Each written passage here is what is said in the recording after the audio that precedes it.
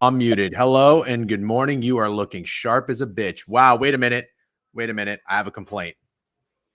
All those cool baseball hats and you're wearing the same one twice in a row. Oh my God. What do you want me to do? Not talk about my hat every time we start. Why? It's like right in my face. All right, here's what I'm going to do. I'm going to buy a hat of the Bucks opponent every single week starting That would actually be a funny bit. Yeah, I should do that. For what it's worth, I like your hat game. I like your baseball hats.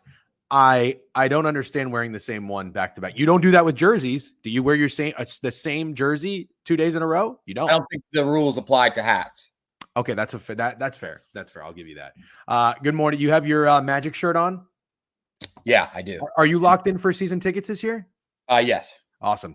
And when there's away games, are you doing it or going to any watch parties or anything like that this season? Or should actually at one of your bars, one of your establishments, you should consider doing one of those? Well, we show all the Magic games at Sidebar. Oh, okay. I know. But you don't do like a watch party? No. Magic Heat's going to be lit. Like that use of lit nice and early. I bet you do. What's up, Bramble? Good morning. Let's go on FSU Barstool's Twitter. And there's a video. There's a video of the kid eating shit on FSU's Barstool Twitter. Got it. Should I watch or not watch that? I don't know. Do you want to watch it? Looks like it's real. He really did it? That's disgusting. Yeah. I think those days are behind us of doing any sort of challenges or dares like that, although it would be great for content and do, as BK would say, it would do numbies. Temples are buzzing. Let's lock the fuck in. Love it. Sick money. I got my coffee here in the trusty old gambling cup. I do have a call actually with the merch people today. We are getting hoodies. We are getting sweaters, and beanies. Snidesy with the degenerate Guinness logo redesign was awesome. And I got a little breakfast here today. We've got some little breakfast sausage, little eggs with beans, and a little avocado. We've got a 2-hour stream. I have not had breakfast today, and I do have to go get Corp right after this. So I apologize. I know some people don't like when I eat on stream. You're just going to have to deal with it, though, unfortunately. All right, W Beanies. Yep, Steak is going to sweep the board today. I can feel it. Steak, 4-1 night last night, huh? Yeah, feels good. What did you lose on? I think I saw it. It was a PRA for. Nah, Julius Randle points. He had 16. I needed 18.5. Did you watch any of the games yesterday? Yeah, so absolutely. And did you any sort of takeaways from Boston? Oh, I want to say I think I nailed the Knicks Celtics game for sure because the Knicks do not look like those guys are ready to play together at all. Mm-hmm. And the Celtics if that game was any bit close, Tatum was going for a 50-point triple double. I think you did say, we said one of the two stars are going off. You said Tatum, right? Yeah. Good call. W eggs with beans. That's right, Joey Dumps. Good observation. W eggs and beans. I can't do too many beans because I got bad acid reflux in my old age. Good morning, boys. Ready to get some winners. Let's do this. Sounds great. Snidesy, you've been on fire with the graphics again. I really appreciate that. Steak and I really appreciate these college football best bets. All right. That's enough shooting the shit. We got to get down to brass tacks. Sub Bang from Sick Money, 24 months. Happy 2-year anniversary, Sick Money. We'll never forget the first DGen gambling customer. First order ever of all time. I think we ended up selling about 250 hats and whatnot and coffee mugs. Coffee mugs sold out. The trucker hats sold out. You guys like the bucket hats and the dad hats. We'll get more shit going for sure. Been awake since 2 a.m. Let's go, fellas. Vibes up. Love it, Bobby Burke. Good morning, YouTube. Good morning, Twitch. If you're going to any games this weekend, you see the banner on the bottom. SeatGeek, promo code DGen, $20 off. Also, RIP to the Habs fans last night. If you went to a game, the Rangers skull-fucked you 3 goals in 5 minutes to start that game. Never look back. We'll talk ice later. All right, Steak. Good day, good weekend, I should say, for the Degenerate newsletter. We needed a good bounce back week. We got 3-2, 4-1. In Circa for us. That was great and much needed. We're still kicking. There's a lot of season left.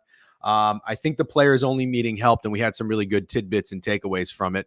I'm glad we all agreed on the Niners because you very much helped me not make that my best bet, which was excellent. So let's get into it with the NFL, and then what we're going to do, ladies and gentlemen, if you're just now tuning in, typically on Wednesdays we talk college football, and Jovan will join us. He's going to hop in later. We did not do NBA yesterday because Steak and I and Fat Girls, Fat Girls, did NBA. Oh, by the way, one quick gripe I got from a listener of ours that goes by Not Mid-Major Matt. He said, I didn't hear anyone give an under. He said, that doesn't sound very degenerate of you guys. I gave one. 76ers. Oh, you did give one 76ers. All I remember was Fat Girls talking about the Pelicans under, and you kind of said that number was high, which I agreed with. So I didn't have a good under to give. So 76ers under is what you like. Yeah, and I think Fat Girls was pretty clear about liking the Pelicans under. Oh, yeah. Yeah. So that was one. Okay. So you got Sixers under, Fat Girls, Pelicans under. I don't really have an under that I like. What's up, Fat Girls? Good morning. Okay. How about them Hoosiers getting game day this weekend? Love that. Miggy, love that. Miggy was a recipient of a $100 giveaway not too long ago. Or was it 150? W Hoosiers. Are we talking NBA games today? Jesse, I'm going to try, but maybe not. Mid-major not listening. Yeah. Color me shocked. All right. Let's get down to it. Thursday night. We've got your Vikings and the Los Angeles Rams. Looks like this. Actually, let me go ahead and get Action Network up real quick. Sorry, guys, I'm not totally prepared with my tabs. But it looks like Minnesota is anywhere from a 3.5 to a 3-point favorite on the road in LA. Hold on, I'm going to get this up here. Action Network. Oh no, there's no more 3.5. So it's 3 everywhere. It's 2.5 at DraftKings. Total 48.5 or 48, depending on where you look. I have one thought as of right now, and that is I can't tell you the last time I saw a 3 or 3.5 point home dog cover. We didn't get there with the Rams when they played the Packers. The Bucks couldn't cover. 2 most recent examples that I can think of. Please correct me if I'm wrong, chat. But Steak, as a Vikings fan, where is your head at with this game? You've had a pretty good read on your team all season. What was Seahawks Falcons line? The Falcons were 2.5 up to 3, but they weren't a home dog. Oh, no. Were the Seahawks not a home dog? No, the Seahawks were on the road. Oh, and the Seahawks were 3.5 against the Niners. Yeah, I got you. Okay. I kind of feel like everyone's going to press Rams, right? I do too. I do like too. 2 years ago, or even last year, I feel like I would have already had my Rams bet in. So there is one thing to mention. Thank you, Sick Money, for doing it. This is a crazy stat. It is a crazy stat. And for anybody that listens to the recap of this on the podcast, teams are 0-4 the week after playing the Lions, and they have been outscored 138-51. Rams +3 for me until I see this correct. Totally get it. Totally get it. I can't do it. I cannot fade this Minnesota Vikings team. And Steak, it doesn't sound like you want to either. Not against the Rams, man. Not against the Rams. I think the Rams get too much line respect. I think you just said it. Weren't they +3.5 against the Packers? Yeah. At home? And they get Cooper Kupp back. They didn't have Cooper Kupp in the Packers game, so 3 to 3.5 makes sense if you consider the Packers and Vikings to be pretty evenly ranked teams, which I do. I don't know, man. I don't know. I don't think I like the Rams. They get a ton of line respect. Then he gets his receiver back. And not only did he get his receiver back, he got some pretty good news that they've opened the window to activate Puka as well. So mostly just good news for the Rams. I can only assume I'm like 99% sure that the Matt Stafford rumor was fake. There's just no way the Vikings would do that. What the fuck was that, by the way? I mean, I'm not gonna shit on. I think that Twitter account was Jack Settlement or something. I don't know enough about the guy. I don't know anything about Snapback Sports. But I mean, look, if you have sources and you have people within the organization or higher ups or whatever the fuck, I don't know, your dad's friends, whatever, fine. But to just go out there and tweet a rumor like that a 5-1 aren't the Vikings 5-1 team is going to trade for a quarterback seems absolutely absurd to me. Dude, that fucking tweet has like 3 million views. It's getting retweeted by other NFL accounts. Is this the age that we're living in? I think so. Because I think it's the fakest thing ever. Sam Darnold is 14-1 to win the MVP. Go ahead. Sorry. All right. The crazy thing is they have that trade like as a trade for Sam Darnold. Like, that sounds just like the fakest thing I've ever heard. Okay, I have to say this. If it ends up happening, fine. I'll give the guy credit. I know he's not saying it will happen. It's just a rumor. It's not happening. I think it is absolutely fucking absurd that got the attention it got. And it's really actually sad. It's a sad state that we're living in for people to pick that up and run with it. And it just shows you how easily clickbait works. It's really sad, and it's honestly pathetic. I hate it. And you know what? I'm going to go out there and put a fucking sources in a trade and see what happens. That's what I'm going to do. Any ideas? Who would be a fun trade? Baker Mayfield for Aaron Rodgers. So sources, the Jets are trading for heavily considering trading Aaron Rodgers for Baker Mayfield straight up. Yeah, that would make sense. The Bucs, after losing both receivers, decided, you know what, we're just going to blow it up. Yeah, no. Okay, that's what I'm going to do after this. DGen sources, the Jets are heavily considering. We'll see how many over under on the amount of views it gets. I say like 20,000. It's probably going to flop.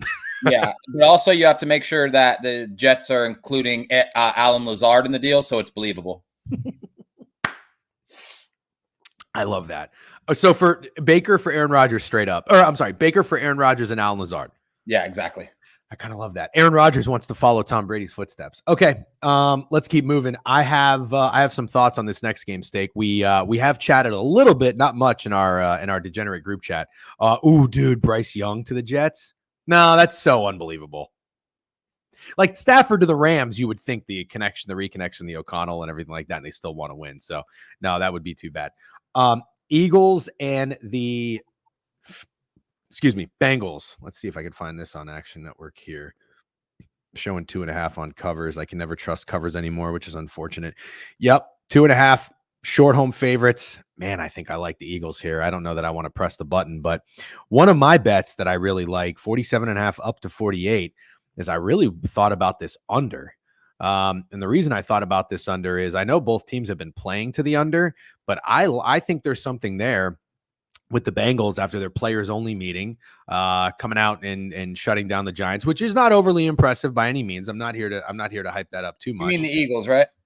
No, the Bengals after their players only meeting was before the Giants game 2 weeks ago. Okay, gotcha. So they went out, they held them to 7 points, and then they played Cleveland. I know Deshaun got hurt. I know Cleveland sucks. Cleveland scored 14 points. I think Jameis ended up scoring a touchdown when they got in there. But back-to-back games on the road of holding down shitty offenses, but doing their jobs. Because this was one of the worst defenses in the NFL, I think. I mean, nobody was definitely. They were doing whatever they wanted on them.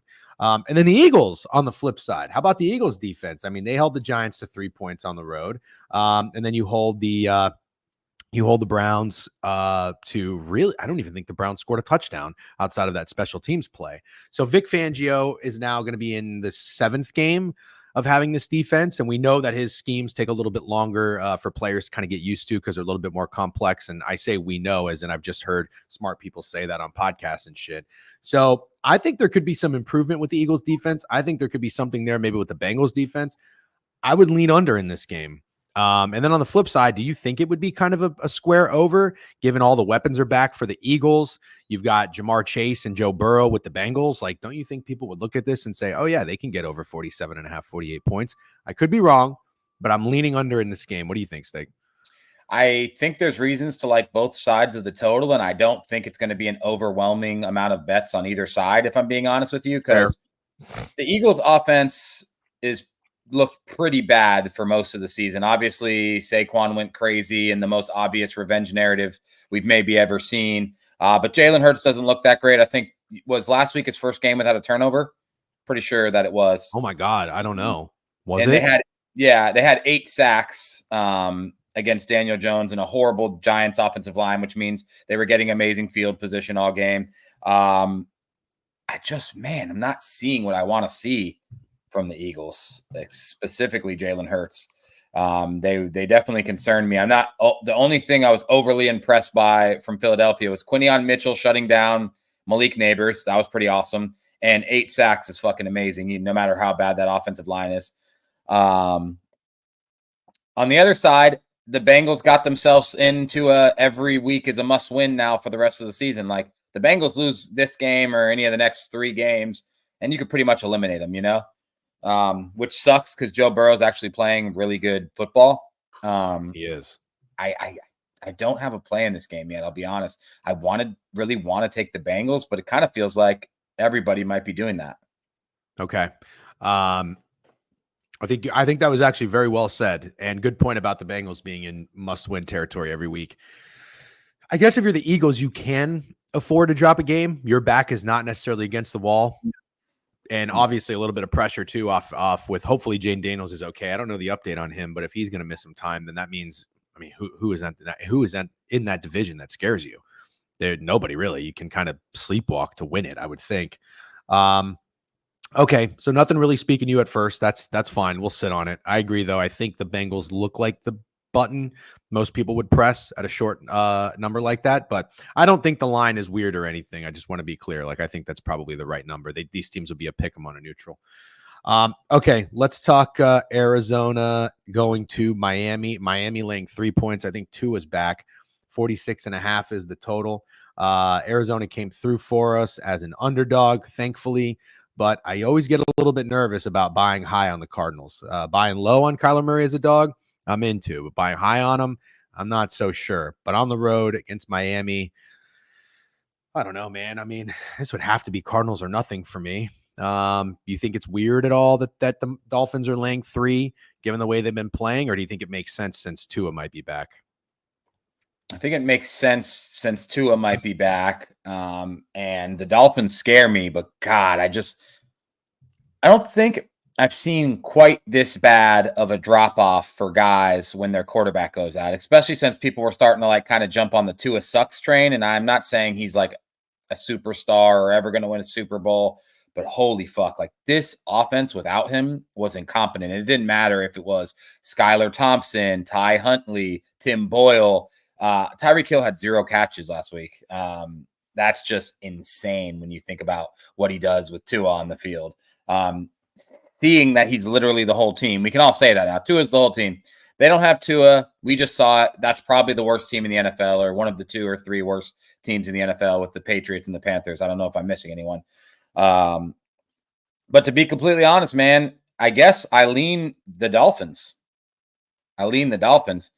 I just think all these guys are going to play so much harder with Tua back. It's specifically Tyreek Hill, Jalen Waddle, Devin Achane, like all these guys, man, who just haven't done shit for weeks. I haven't pressed this button either, but I don't think I could back the Cardinals again. I lean towards the Dolphins. I'm with you. I hate it. And I hate that we always keep finding ourselves in positions to wanting to bet Miami week in, week out, because they are bad. I mean, you when we had Mid-Major Matt on, he told us he was going to go alt under on the Dolphins. I'm pretty sure you agreed with him. Like you were anti-Dolphins as well. Me, not so much. I thought there may be something there with this team. I always get suckered into the Dolphins a little bit and Mike McDaniel, but like I'm out on them. So I'm good probably passing on this game, but I wouldn't advise someone to bet the Cardinals. And I think Snake said it pretty well. The team will play harder if Tua is there. Okay, let's talk Patriots and Jets. I mean, 7.5 total 41.5. I don't know, man. Here's how I feel about this game. One part of me says I don't want to bet on the Jets anymore. The other part of me says this is such a good spot to fade the New England Patriots. And coming back from London, I'm not even going to say going against a good defense because I don't know that the Jets defense really is that good anymore. But I just think for a rookie quarterback to be playing his first game back from an international travel in a divisional matchup, I want to fade the Patriots so bad. I don't want to do it by betting on the Jets. Do you agree, or do you have any other thoughts? This is reminding me of Browns Giants. Remember that game? No way. Yeah, I remember that game. No fucking way. I'm just saying, I've watched enough Jets football, and I feel pretty comfortable saying this. I've watched enough Jets football this year to say the Jets shouldn't be 7.5 or 2-score favorites over anybody in the NFL. They are not good enough to be 2-score favorites over anyone in the NFL. They're not. And the Browns weren't either. But they are 1 score. They're 7. Okay, sorry. Every time I saw it was 7.5. And they were 6 against the Patriots already at home and covered. The Jets are really bad. I know. The Jets are really bad. And I still don't know if everyone's fully there yet. And now I think people are saying, oh, just 1 more week now. So Devontae Adams will get used to being there. And it's coming. The big offensive explosion's coming. And Green Bay, Aaron Rodgers is coming, but he's not. He's really not. He's old and he makes a few throws that remind you of old Aaron Rodgers, but consistently on the football field, he looks fucking nothing like Aaron Rodgers. And I don't know. I kind of want to trust my eyeballs here and not take the Jets as a huge favorite, because I wouldn't bet the Jets -7.5 against the Panthers. I wouldn't bet the Jets -7.5 against the Ty Huntley-led Dolphins. I just wouldn't do it. I actually could see the other side of this and the team maybe responding a little bit to being called soft personally. Cornfield says must-win mode, though. Yeah, you're not wrong, but it's a matter of winning by the number. And I don't necessarily think the Jets are going to lose this game, but are they going to win it by 7 or more? Tell me you couldn't see this being fucking 16-13. No, I really could. Yeah. And here's one thing I want to say to Boston Sports Dork. I think that the team and the fans are pretty excited about Drake May. Oh, yeah. I think that makes people play. The receivers are already all getting more opportunities since he's been in. I was at Keyshawn Booty's first or second touchdown. Demario Douglas had his first big game of the year and Drake May's first game. Like, I don't know. I like this team with 7.5. And I liked the Jags last week. So obviously I'm not just slurping Drake May or the Pats, but I like him here plus points. Yeah, hand up. I'm not a big Drake May guy, but I got to tell you, I think I'm looking like I'm in the wrong here. Not bad. That's what I'd say about Drake May. Would you agree? Not bad. Not bad at all. Definitely more poised and mobile than I expected. Yep. Totally agree. Any, like the baby face thing is like in a weird way growing on me. Like he kind of just seems like a little, like poised, like cool, calm, and collected. And I thought he was going to get in there and be a deer in the headlights. I'm not really seeing that. So, okay, let's keep moving. Oh, God, fucking sadness, my old friend. I wanted this game so badly, Jake. I really did. We've seen a 4-point switch now. The Falcons were on the look ahead, as Corn had pointed out in my DMs. 2.5-point dogs. Now the Falcons are 2.5-point favorites on the road against Tampa. Also, Corn, not to reveal your secrets or anything, but you did say that you don't think that 4-point adjustment is warranted, and maybe it sounds like you think, or the other sharps think, that there might be some value on the Bucs getting 2.5 at home. We also heard Fat Girls yesterday talk about, or in the Discord as well. By the way, if you're not in the Discord, get in the Discord. We heard about the fact that now maybe the Bucs are contrarian. I'm curious to hear what you think, Steak. I know your mind changes a lot from Wednesday to kickoff, and I am so hoping I get that funny feeling Steak text on Sunday morning that says, man, I think it might be the fucking Bucs today.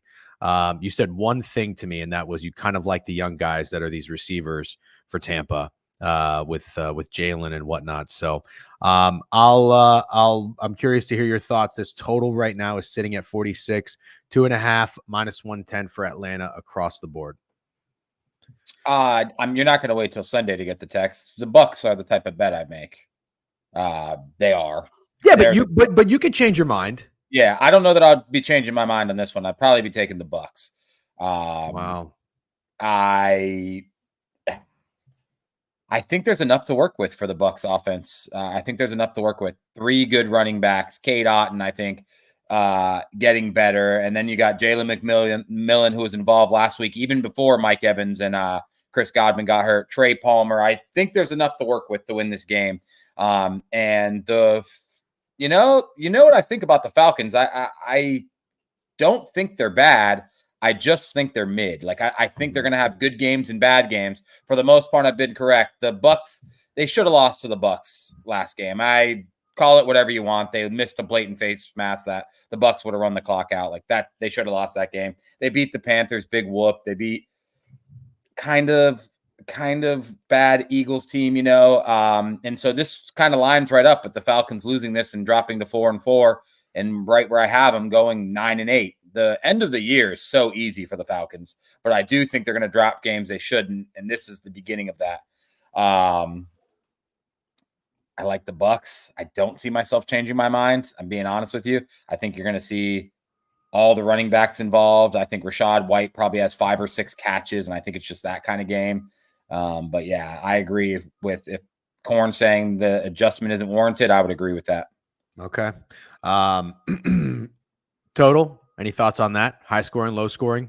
Kirk did carve our defense up for 500 yards. Lamar Jackson had 5 touchdowns. What do you think? I mean, there was the last game the Bucks were involved in had 72 points, and I took the under. Well, And but to be fair, I liked it. Like you didn't have to convince me or persuade me. I like that under. in this one, I kind of like the under too. Okay. All right, fair enough. Yeah, but Bucks games are soaring. We'll probably stay away from it, but I just like to hear what the thoughts are on it. Tennessee and Detroit. You're not going to catch me betting on the Tennessee Titans much, if at all, the rest of the year. I'm just going to sit back and hope they continue to lose.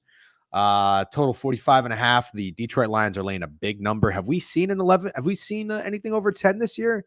Trying to think. I know the Niners were 10.5 against the Patriots. The Commanders were 10 against the Panthers. I don't know if this is the biggest spread of the year. I could be wrong. Feels like it, unless we're missing one. I don't know if we've seen a 13 or anything like that yet. I don't have anything in this game. 11, total 45. I mean, the Lions are coming off of 2 road games at Dallas, at Minnesota. And then look, I'm not here to preach the look ahead thing, but this is definitely that weird spot where you're playing Tennessee, a fucking AFC opponent. Like, who gives a shit, before you go play the Packers? And what it reminds me of is the spot kind of where we just saw with the Colts against the Dolphins, that one home game in a 4-week stretch, sandwiched in between 3 superior opponents or tougher opponents. And then one kind of coming in here that you might overlook. Now, the dog didn't cover in that Dolphins game, but what we did see, my one takeaway would be, is we saw a lackluster performance by the offense and an under in that game.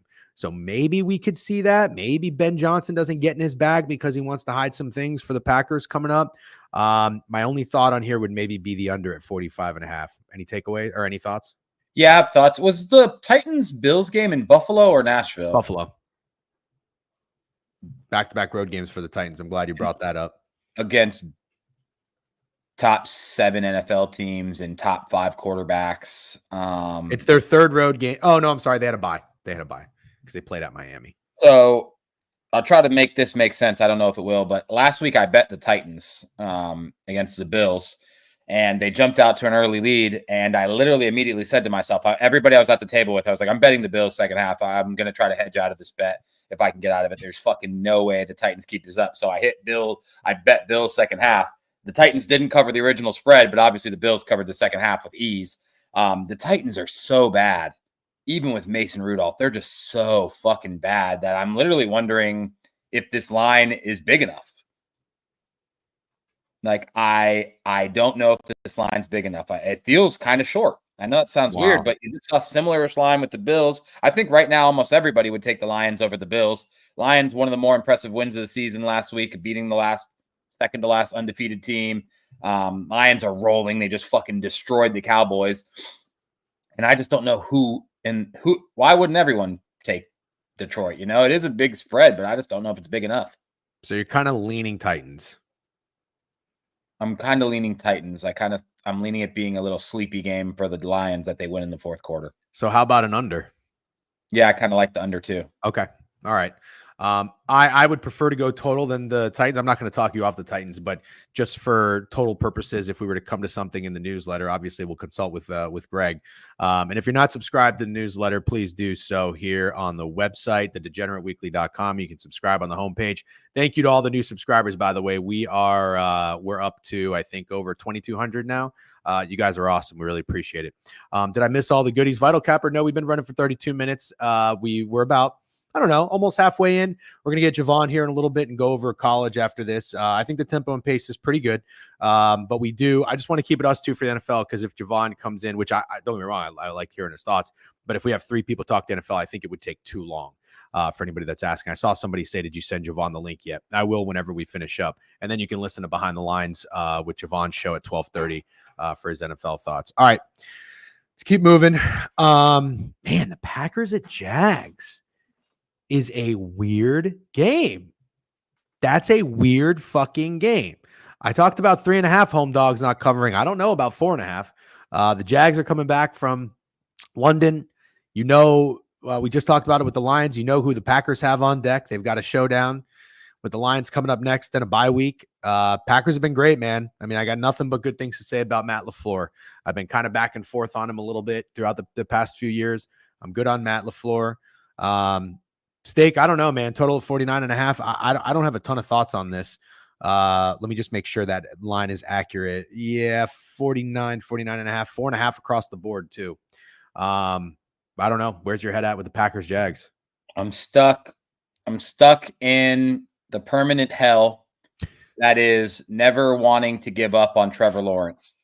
That's the hell I'm stuck in. Hold on. Let me give you your credit. You loved the Jags last week. You love the Jags.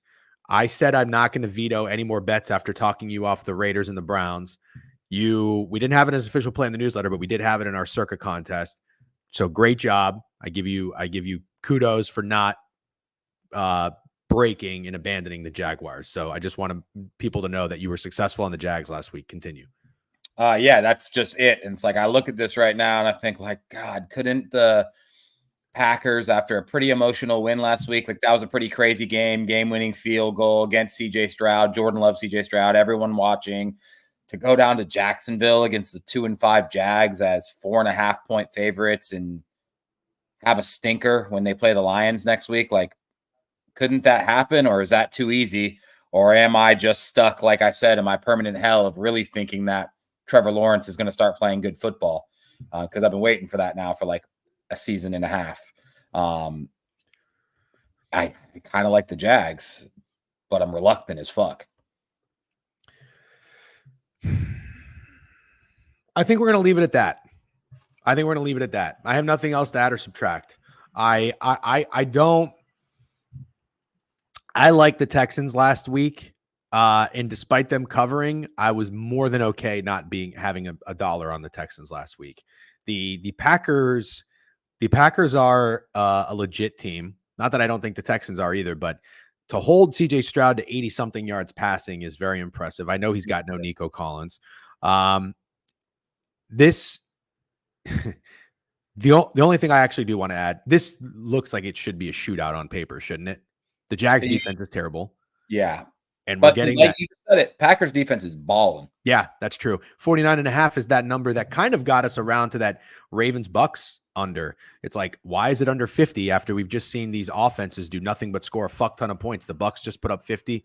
So maybe if I was to do anything stupid, it would probably be go back to a contrarian under in this game.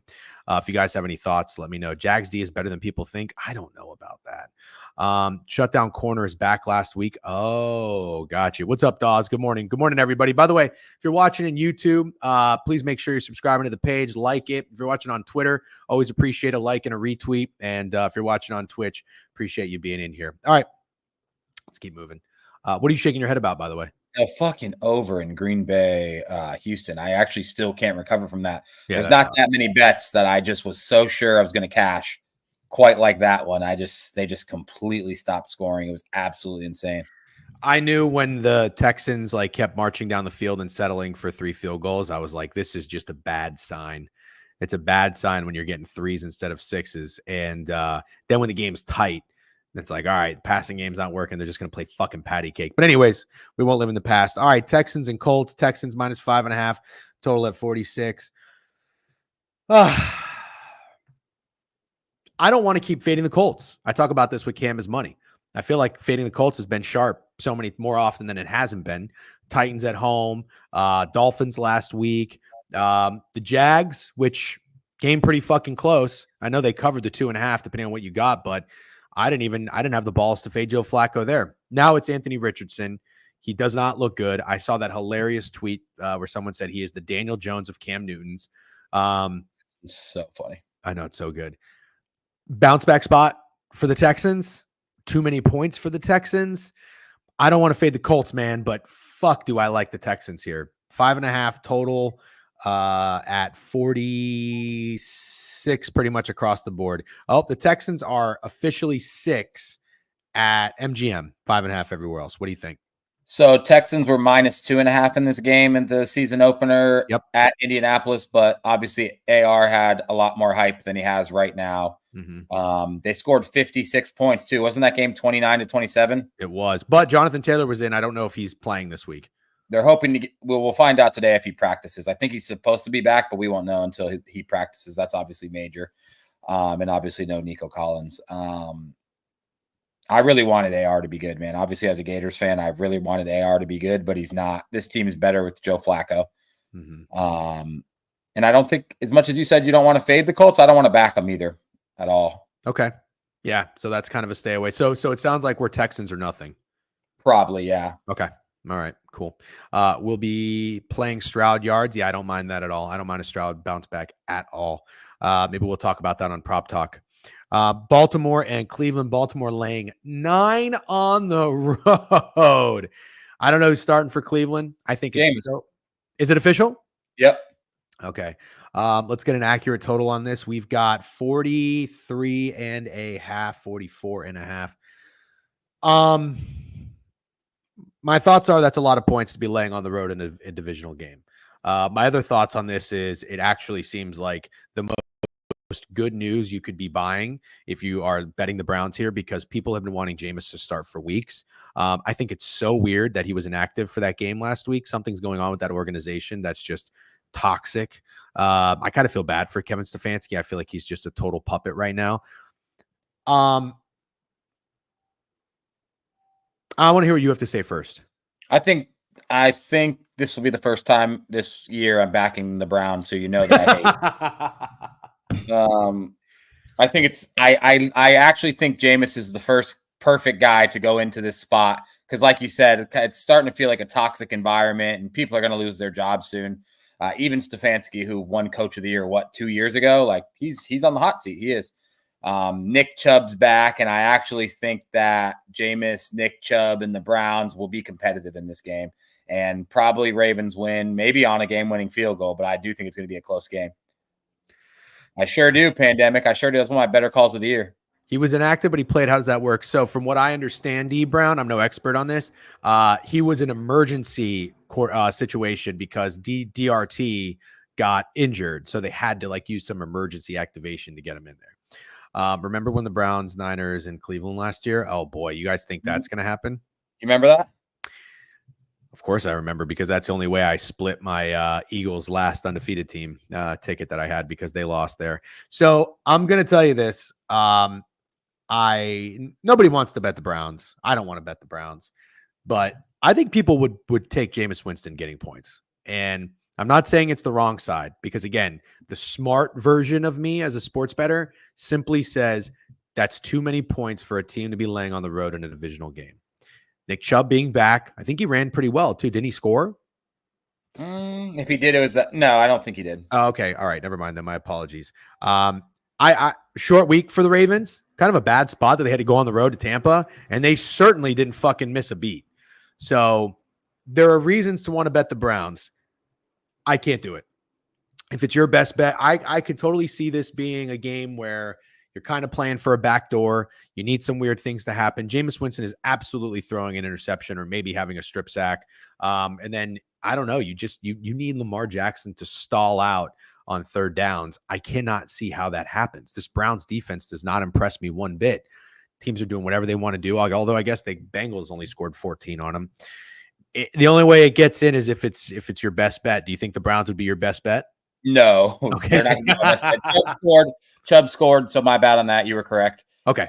I guess I don't remember that at all, but I didn't watch a ton of that game. The only thing I'll say is Browns have seen him a bunch. The Ravens a bunch. Oh, absolutely true. But the Browns have seen the Ravens a bunch, and you just said it, that the other team they've seen a bunch, the Bengals, they held to 14. Probably one of their better defensive performances of the year against a decent team. And I think the Browns defense, I'm not saying they're going to play amazing. I think they could keep them in the game, slow down Lamar enough, and you'll get enough from Chubb and Jameis and any wide receiver not named Jerry Jeudy. Okay. More than fair. All right, let's keep moving. Tempo and pace is pretty crispy. 10:43. Jovan, I'm going to send you the link here shortly. We'll save the Monday night game, but we'll talk these next few here. Buffalo at Seattle. What's that? He said 14 if you take away the kickoff return. Bengals open the game with the kickoff return. Yeah, that's right. I remember that. Okay, we've got Buffalo at Seattle. Wow, tough game here. 3 up to 3.5 on BetMGM. Total 47.5, down to 47 at DraftKings. Man, this is a really fun game. So you've got Seattle going back from the East Coast to the West. So you've got travel there. You've got Buffalo traveling. So it's kind of a wash. It doesn't really benefit any sort of team for the net rest edge, if you want to factor that into your capping. Buffalo does have a divisional game with Miami at home on deck the following week. Seattle is, I guess, maybe you could say they're sort of in must-win mode, but they're first place in the division. You certainly smell blood in the water if you've got the Niners in their situation. The fact that this team could really win the NFC West is encouraging, but they do have a rematch next with the fucking oh no, I'm sorry. This is the previous games. They have a divisional game as well next. They have the Rams and then the Niners and then the Cardinals. This is a stretch for the fucking Seahawks coming up. Look at this fucking schedule. Holy shit. Divisional to the East Coast. This is crazy. This is a tough schedule for the Seahawks. As much as I want to buy in on them right now, after looking at this stretch, I don't know if I can. And I'm not even saying the Rams or Cardinals are good teams, but they're not going to be pushovers either. What do you think happens here against the Bills? I think I might like Seattle. Is it because you want to fade Buffalo? Not really. I like Buffalo, but Buffalo got Amari Cooper. DK Metcalf might be out for the Seahawks, which I always am terrified of putting bad takes in these streams, especially yesterday with the NBA. I kind of think DK being out and JSN having a bigger role might be a good thing. Really? Yeah.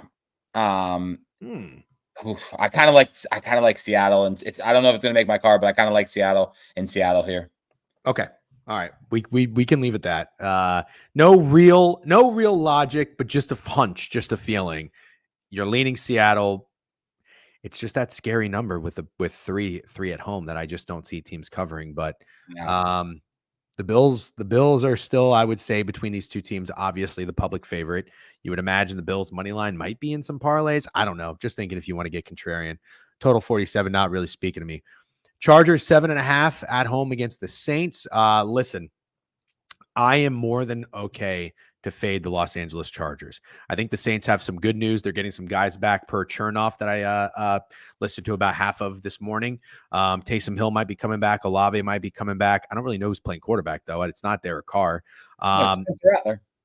No, it might be Hainer. Oh, God.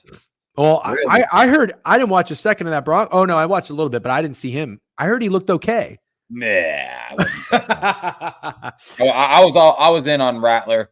I was kind of excited. I wouldn't say he looked okay. He looked really bad, and then in garbage time, he got some stats. But yeah, exactly. He looked great at the end of the game. I don't care about that.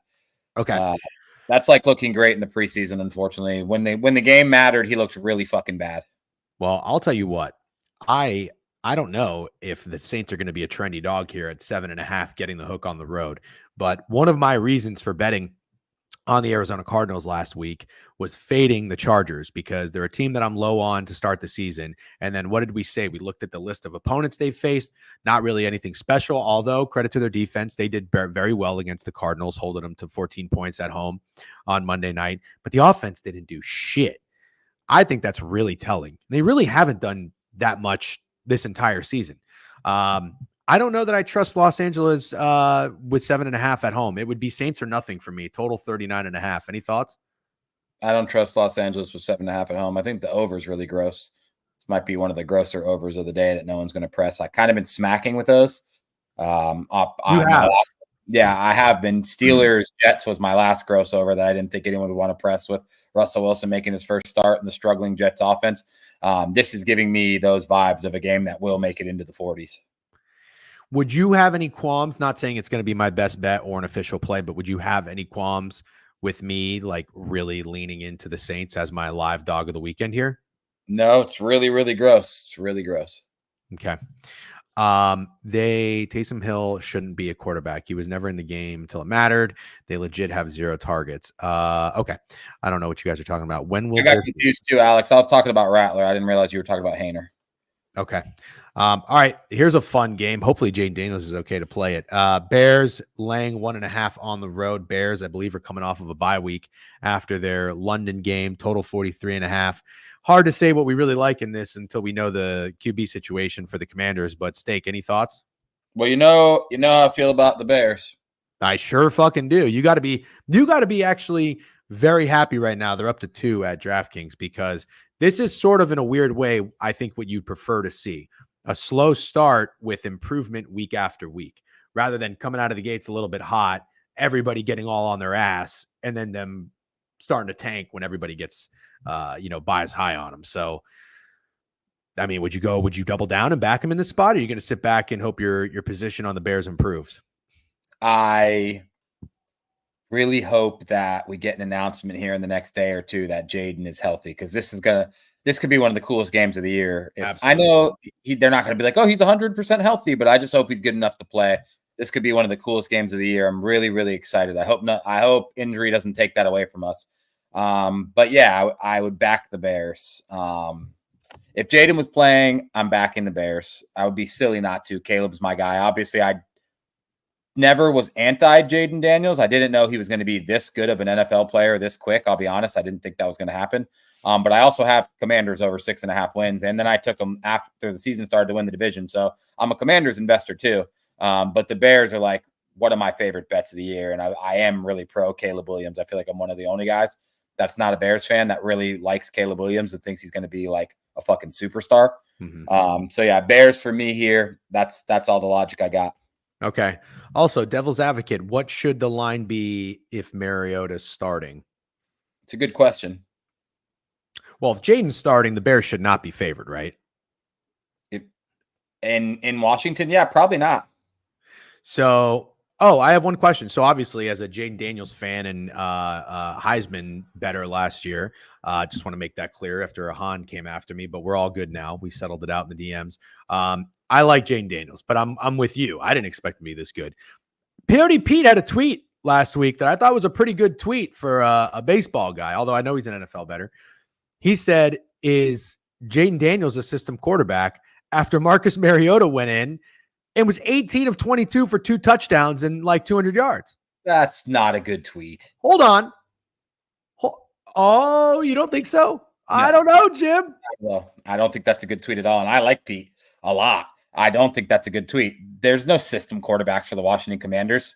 They've been awful. That's the whole thing about the Washington Commanders. Quarterback play has been awful. And the whole thing about them going into this year was that fucking Jaden Daniels would have no time because the offensive line's bottom 5 in the NFL and they don't have a good second receiver aside from Terry McLaurin. He's changed everything. Jaden Daniels has changed everything about that team. And then a guy comes in relief when nobody's prepared for him or watched any tape on him and plays good against the Carolina Panthers in the second half. And now all of a sudden, Jaden Daniels is a system quarterback. I think that's a horseshit take.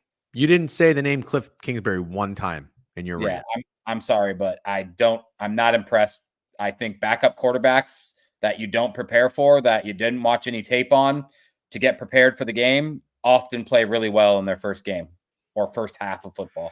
Now give another team a chance to prepare for Marcus Mariota, know all week that they're going to play Marcus Mariota, and watch how much he looks like Marcus Mariota.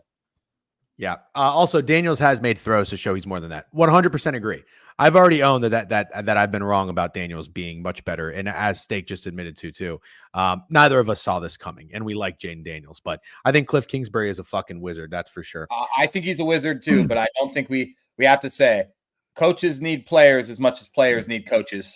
Cliff Kingsbury isn't making everybody look like Jaden Daniels. He's not. Okay, that's fair. Denver -9 on at home against Carolina. I want nothing to do with the Panthers, but that is a lot of points for Bo Nix to be laying. Agree or disagree? It's a lot of points for Bo Nix to be laying, but the Carolina Panthers are fucking awful. Look how they just made Marcus Mariota look. Total at 43.5. Good segue. Well, by the way, great call, because I was getting a little bit of like, I don't know. I was kind of gravitating to the Panthers in that spot against the Commanders, because I thought maybe the Commanders would like take their foot off the gas against one game. But you said, I don't know, man. The Commanders being 10 points against anybody is very telling. So good job on that. I don't know if you ended up betting it or not, but you certainly kept me off the Panthers. And the Sharps continue to love Carolina. They sure do. I know people were pressing that button, not rubbing anybody's nose and shit. But again, we're just trying to make everybody better here. Should the Broncos be a higher favorite? Should they a bigger favorite? No. Okay. No, this is the right line probably, and okay. I'm not going to bet it. If I bet it, I'd bet Denver, honestly. Okay. That's all I needed to hear. Total at 43.5 seems a little high, or maybe it doesn't because the Carolina. Chat saying Andy Dalton got in a car accident, which I honestly had no idea. I didn't either. Yeah. All right, Vegas at home against the Chiefs, 10-point dogs. We know this narrative, and if you don't, I'll tell you. The Raiders have been talking shit about the Chiefs since last year, and there was a video of them doing it in the offseason as well. So it's going to be pretty popular that this is bulletin board material for the Chiefs. We haven't seen the Chiefs look all that great offensively this season. Their defense has been incredible. Even against the Niners last week, I don't really think Pat Mahomes looked that great until he trucked that dude on a QB sneak going into the end zone. But he made enough plays. The defense was phenomenal. Brock Purdy threw 3 interceptions. Some of them were just completely boneheaded plays to begin with. Is this a skull fuck game for the Chiefs, Steak, or is it too obvious that it's a skull fuck game for the Chiefs?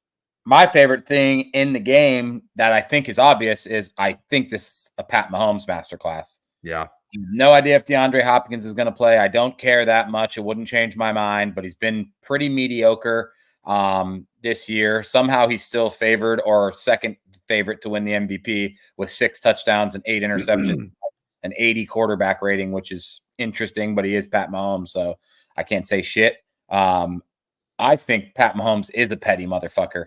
And they were asking him about this stupid fucking Kermit doll that the Raiders defensive back had on the Muppet or whatever it was that he had in the practice field. And they asked about it and he gave her a professional response, but I think he wants to go out there and kick their fucking ass.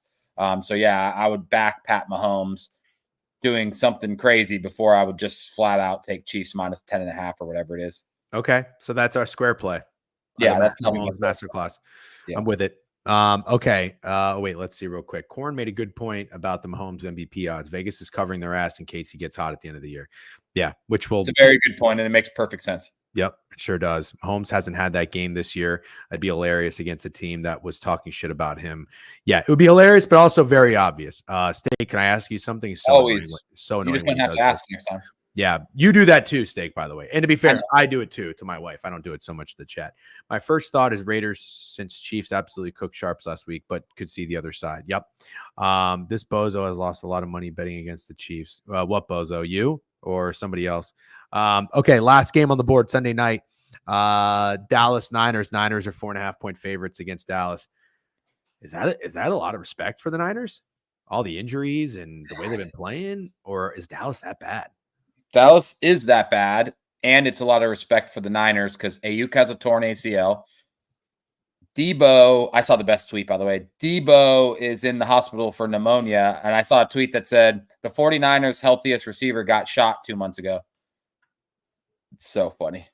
That is funny. I still can't believe that happened. Matt, are you going to ask your question, by the way?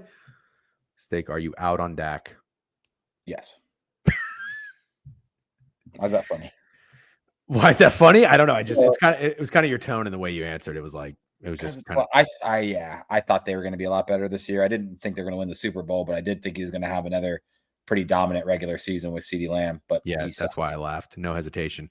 I thought I just looked at this as much as I wanted to get contrarian because I felt like people were sleeping on the Dallas Cowboys. I didn't hear one good thing about them. I looked at their roster week in, week out, and I'm just like, this team fucking sucks. We actually hit them. Wait. Cleveland. Sorry, Matt just talked about Jovan Jennings. Do you remember what I said about Jovan Jennings in the chat with you and Greg? I'm just curious if you remember what I said. You said he's the best wide receiver 3? I said that he might be an upgrade from Ayuk after Ayuk got paid. You remember when the Chiefs were minus 10 at Vegas last year and lost outright after O'Connell didn't complete a pass to get to the 3 quarters? Yes, I remember that. Yep. Yeah. Well, I remember every Vegas game because I needed the under 6.5 win total. Okay. We're out on Dak. Steak, your Ricky Pearsall in San Francisco, gun to your leg. You got to make a bet on this game. Niners, Cowboys, or over under 46.5. Over. Yeah. No. I don't know. I can make a bet on this game, man. I don't know if I can make a bet on this game. I guess if I made a bet on this game, it would be the Niners. You're gonna end up like Ricky Pearsall. Yeah, gun to your leg is crazy. So your Niners are nothing. I'm probably Niners or nothing. Honestly, I don't like the over at all. I just want to say that I don't like the over at all. You just said over. No, you just said over, and yeah. No, I'm taking it back right now. Oh, okay, gotcha. Flip-flopping immediately. I do not like the over. I don't want to trust these offenses. The Niners without their weapons. George Kittle's hurt too. And fucking Cowboys, do not want to trust those offenses. Okay. Plaxico Burris-esque. Yep. All right. Okay. Quick recap. Jovan, if you're there, I sent you the link, I believe, via text if you want to hop in whenever, and we can transition over to college. I think we did a pretty good job going through the NFL, about an hour. Every game? Yeah, I'm going to recap it real quick. All right. So Vikings, Rams. Steak says he's not taking the Rams. I'm not taking the Rams. I say it's Vikings or nothing there. Bengals, Eagles. I believe we both said the Eagles look like the play if we had to make one, but neither of us really want to get involved with the side. I like this under quite a bit. I'll probably be on it. I don't know if it's my best bet or anything like that. Steak says Dolphins. I would agree, but I'm not going to do it. No thoughts on the total. Jets, Patriots. Steak says Patriots to cover. Yep. Or compared to the Giants, Browns, I'm not going to be playing any more money on the Jets. Falcons, Bucks. Bucks are contrarian. Steak says right now, no change of heart on Sunday morning. He says Bucks are the side. What do you guys kids know about Amani Toomer? Everything about Amani Toomer. What do you know about Ike Hilliard, motherfucker? Yeah, I hope you're right. I just hope you're right. Titans, Lions, under for me. Maybe Titans for you. Yeah, maybe Titans for me. I can't wait to tell you stop betting on the Titans again.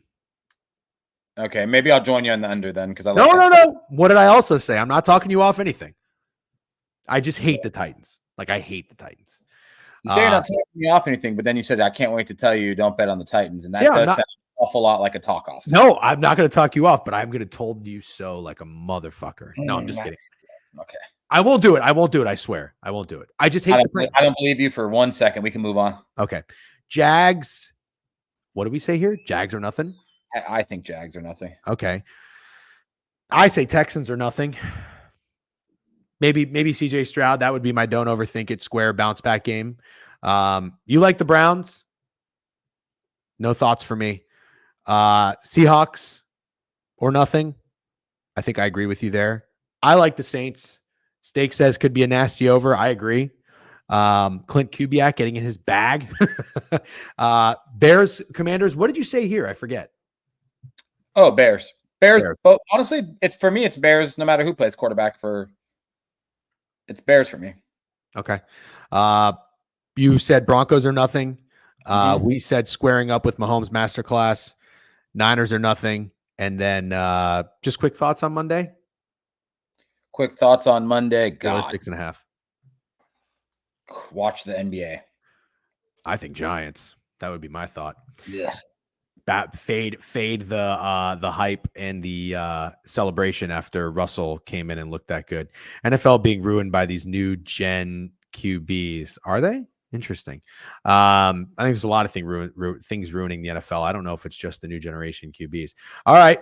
Let's get into TJ Watt, two sacks, nuke, maybe. Jovan, good morning.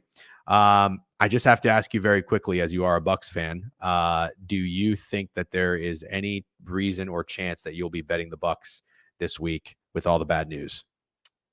I mean, the heart tells me absolutely don't even think about it for 2 seconds, but the better in me, the unbiased better in me wants to do it. All right. I can't, but I'm probably not going to do it. Yeah, I probably can't do it either, this is what you want to see from Bucks fans if you are a bettor. So Steak, maybe you can do it for us. I'm going to. Are you going to go to the game? No. Okay. I think that's more than fair. Okay. Let's get to the College Board. It was an okay day, I think, Saturday for me. I won money. I don't remember how. Newsletter plays went 3-3. We couldn't get Oregon State late night, which was such a bummer. Felt really good about that one. And honestly, I take maybe a little bit of blame for that. I think it was on all of our cards. I think I really like that as a look at spot for UNLV as they have Boise State coming up. Steak, nice tweet, by the way. I saw that one was a banger. You're staying up late for Boise State UNLV. There's no way you can stay up for that whole game, though, can you? I'm fucking watching every bit of that game. Espresso martini at 8 p.m. has to happen. I can't wait. Okay, let's get into it. We will, let's see, it's 11:03. I think we'll be good to finish this up by noon. Liberty, Kennesaw, Middle Tennessee, Jacksonville State, couple of games tonight. Do you guys have any thoughts? I have nothing, but if there's anything that you want to lean into, I'm happy to pull up some stats or some recent performances to see if there's anything we can find. I say it every week because these are always like the first games we go over, but Kennesaw is one of the worst football teams of all time. And even this spread is short. I literally, if you would have told me to guess it, I would have guessed it was like 37.5 or something. Kennesaw's awful. Maybe an under. Maybe. Yeah, it could be because the only way it could be close. Well, let's just see now. Now you have me wondering. So they played October 8th. Oh, come on. I love me a good old bye week fade. Liberty's got Jacksonville State next. Could be a little first half under. Although I don't know if those first half unders are really working very well. Fading the actual team is not doing too bad. Okay, Middle Tennessee and Jacksonville State. Anything there? Middle Tennessee State's been looking at me funny all week, and we've been talking about this game. Oh, God. And I could not tell you why. this is the one where I like the over. Well, Middle Tennessee, maybe talk about a look ahead here. I guess Jacksonville State, is Jacksonville State a fucking juggernaut? They've been playing well. Never mind. They're 3-3. Middle Tennessee State. Nasty. So Middle Tennessee State, I took in the first half against Kennesaw, -5.5, and they won it, I think 7-2 because it was a fucking safety. So the game finished 14-5. So buying in on an over after that terrible Middle Tennessee State performance, I could kind of get down with. Jovan, would you agree with that, or would you just lean into Middle Tennessee State with 20? I mean, if this game soars over, I mean, you should probably look at what Jacksonville State has done.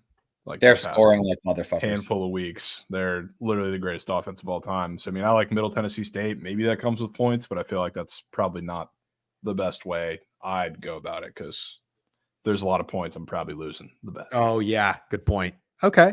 I could get down on that over for tonight. Maybe that's it, though. What about Middle Tennessee State over? What do you mean, team total? Yeah. That was Camas Money's POD last time, too. Maybe we go back to it since it burned them. Now, dude, if there's a total with 64 and Jacksonville State's a 20-point favorite, they're going to fucking score. This can be a 48-34 game. All right, Georgia Southern, Old Dominion -2, and Syracuse Pitt's actually a really good game. -5.5 at home. These games are tomorrow night. Any thoughts on either of these two? Definitely not the first one for me. Yeah, nothing on the first one. Last time we saw Q's in this position, it was against UNLV, right? And they were 6.5-point dogs in Vegas, and they lost outright. Is that right? I think they won. I mean, sorry, they won outright. That's what I meant. Yeah, that's correct. I don't know, man. I hate fading Pitt. I don't know if I'm going to do it here. Looks like they had a bye week. Yeah. Oh, not really. Well, they're playing on Thursday, kind of. Yeah, I hate fading Pitt too. Now Pitt's going to be on a fucking national stage, right? Yeah, that's it for Thursday. They're going to be on national TV. Just had Cal at home. You got at maybe SMU. A sneak look ahead spot, maybe for at SMU. Well, I don't know. How could it be? Syracuse is a conference opponent. Yeah, I mean, I don't think they're going to take Syracuse lightly. It's just this is the start of a really big stretch for Pitt. 3 games in 4 weeks against Q's at SMU, and then they get. I mean, it's not really a break because UVA covers every fucking game for whatever reason, but UVA and then they play Clemson. So, I mean, this is a start of a gauntlet. Would Lean Liberty Skullfuck need to bury CUSA teams to try to build a resume for the 12th seed in CFB? Okay. Yeah. Liberty hasn't blown out like any team. So this could be the one. Okay. Good look there. Yeah, no real strong read for me on Syracuse or Pitt. I do respect Pitt, and I keep telling myself I don't want to fade them. So I think I'm just going to stick to that.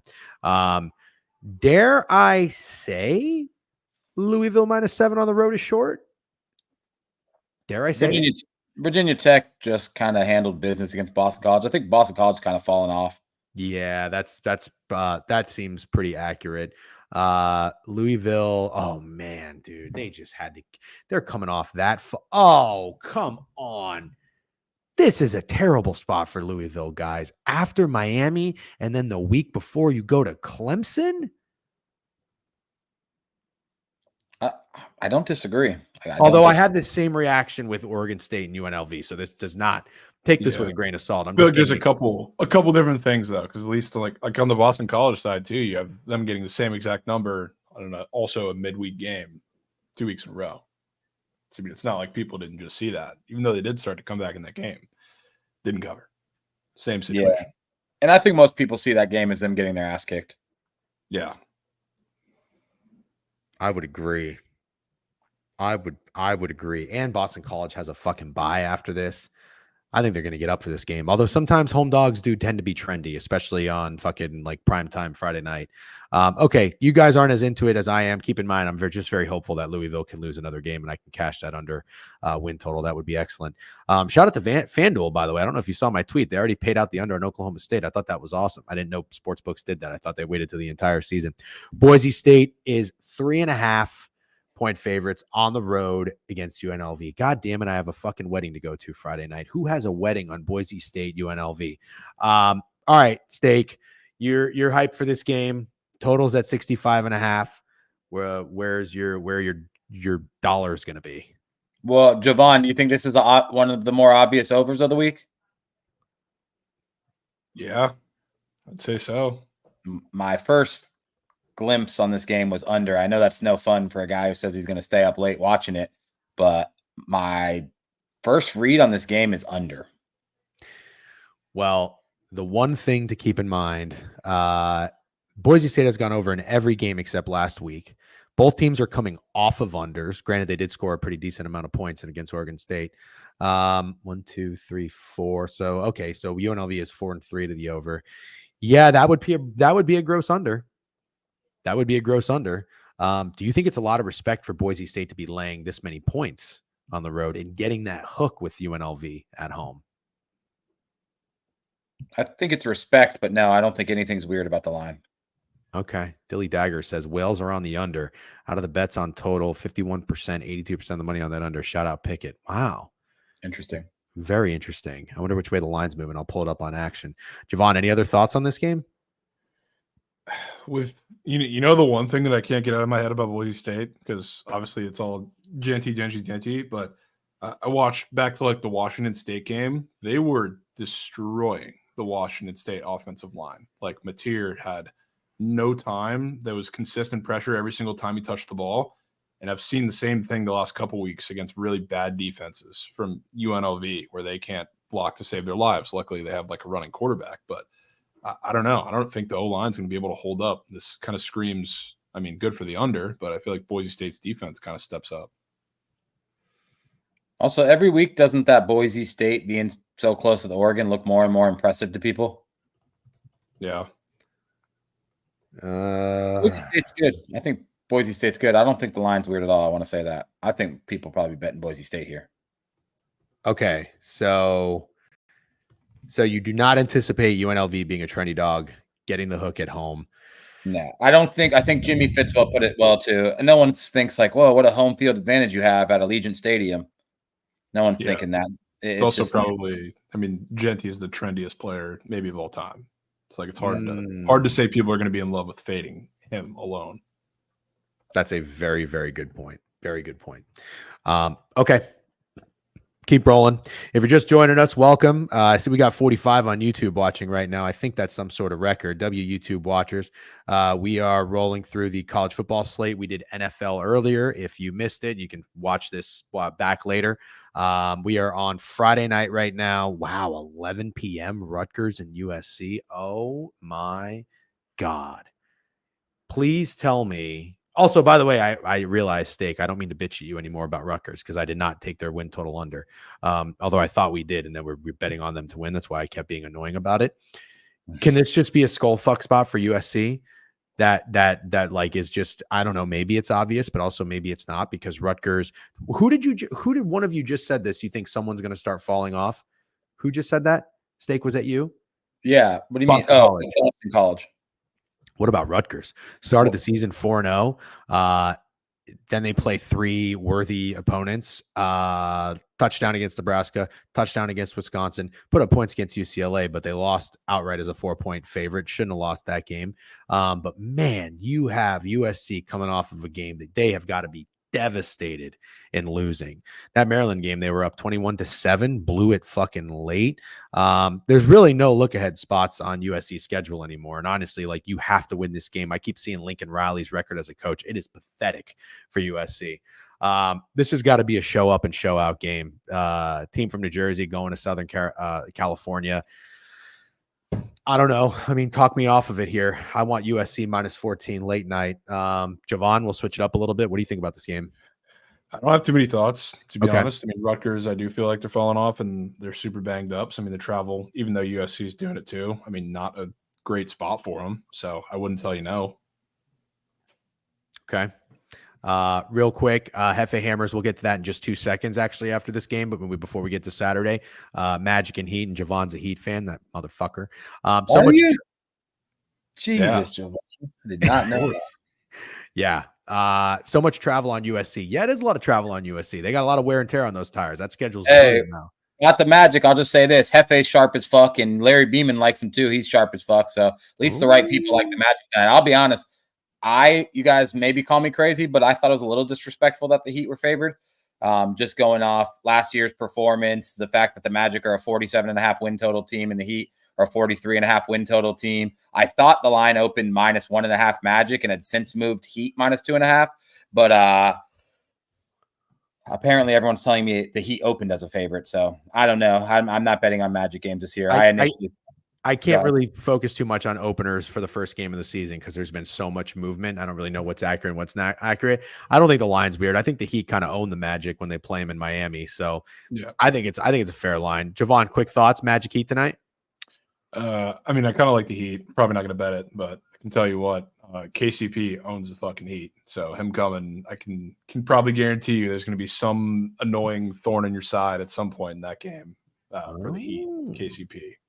All right. I love it. Don't watch the NBA. Aren't the Magic ass? Shut the fuck up. Mods, ban that guy. Yeah, get him out. Okay. Let's go. Ramble says he likes the Heat here. Okay, let's keep moving. Let's lock in college football. Here we are, Saturday, first game. Jovan, you said you don't really have many thoughts on USC State. I don't think I got to you because we started talking Magic Heat. I'm so disappointed in USC, man. I thought for sure. No, I didn't think for sure. I knew Maryland had a chance, but I'm disappointed. As a 7.5 ticket holder, I was feeling so good. I think this is one of Lincoln Riley's worst fucking performances ever these last 4 games.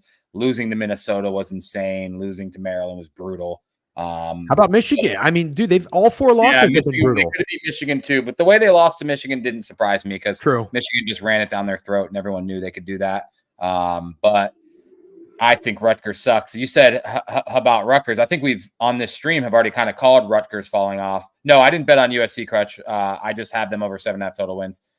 I think Rutgers is really, really fucking bad. So bad that they're 14-point dogs to USC after USC just USC's lost 4 in a row. Is that accurate? Is that accurate? Hold on, I'll pull it up right now. USC has lost 3 out of their last 4. They beat Wisconsin.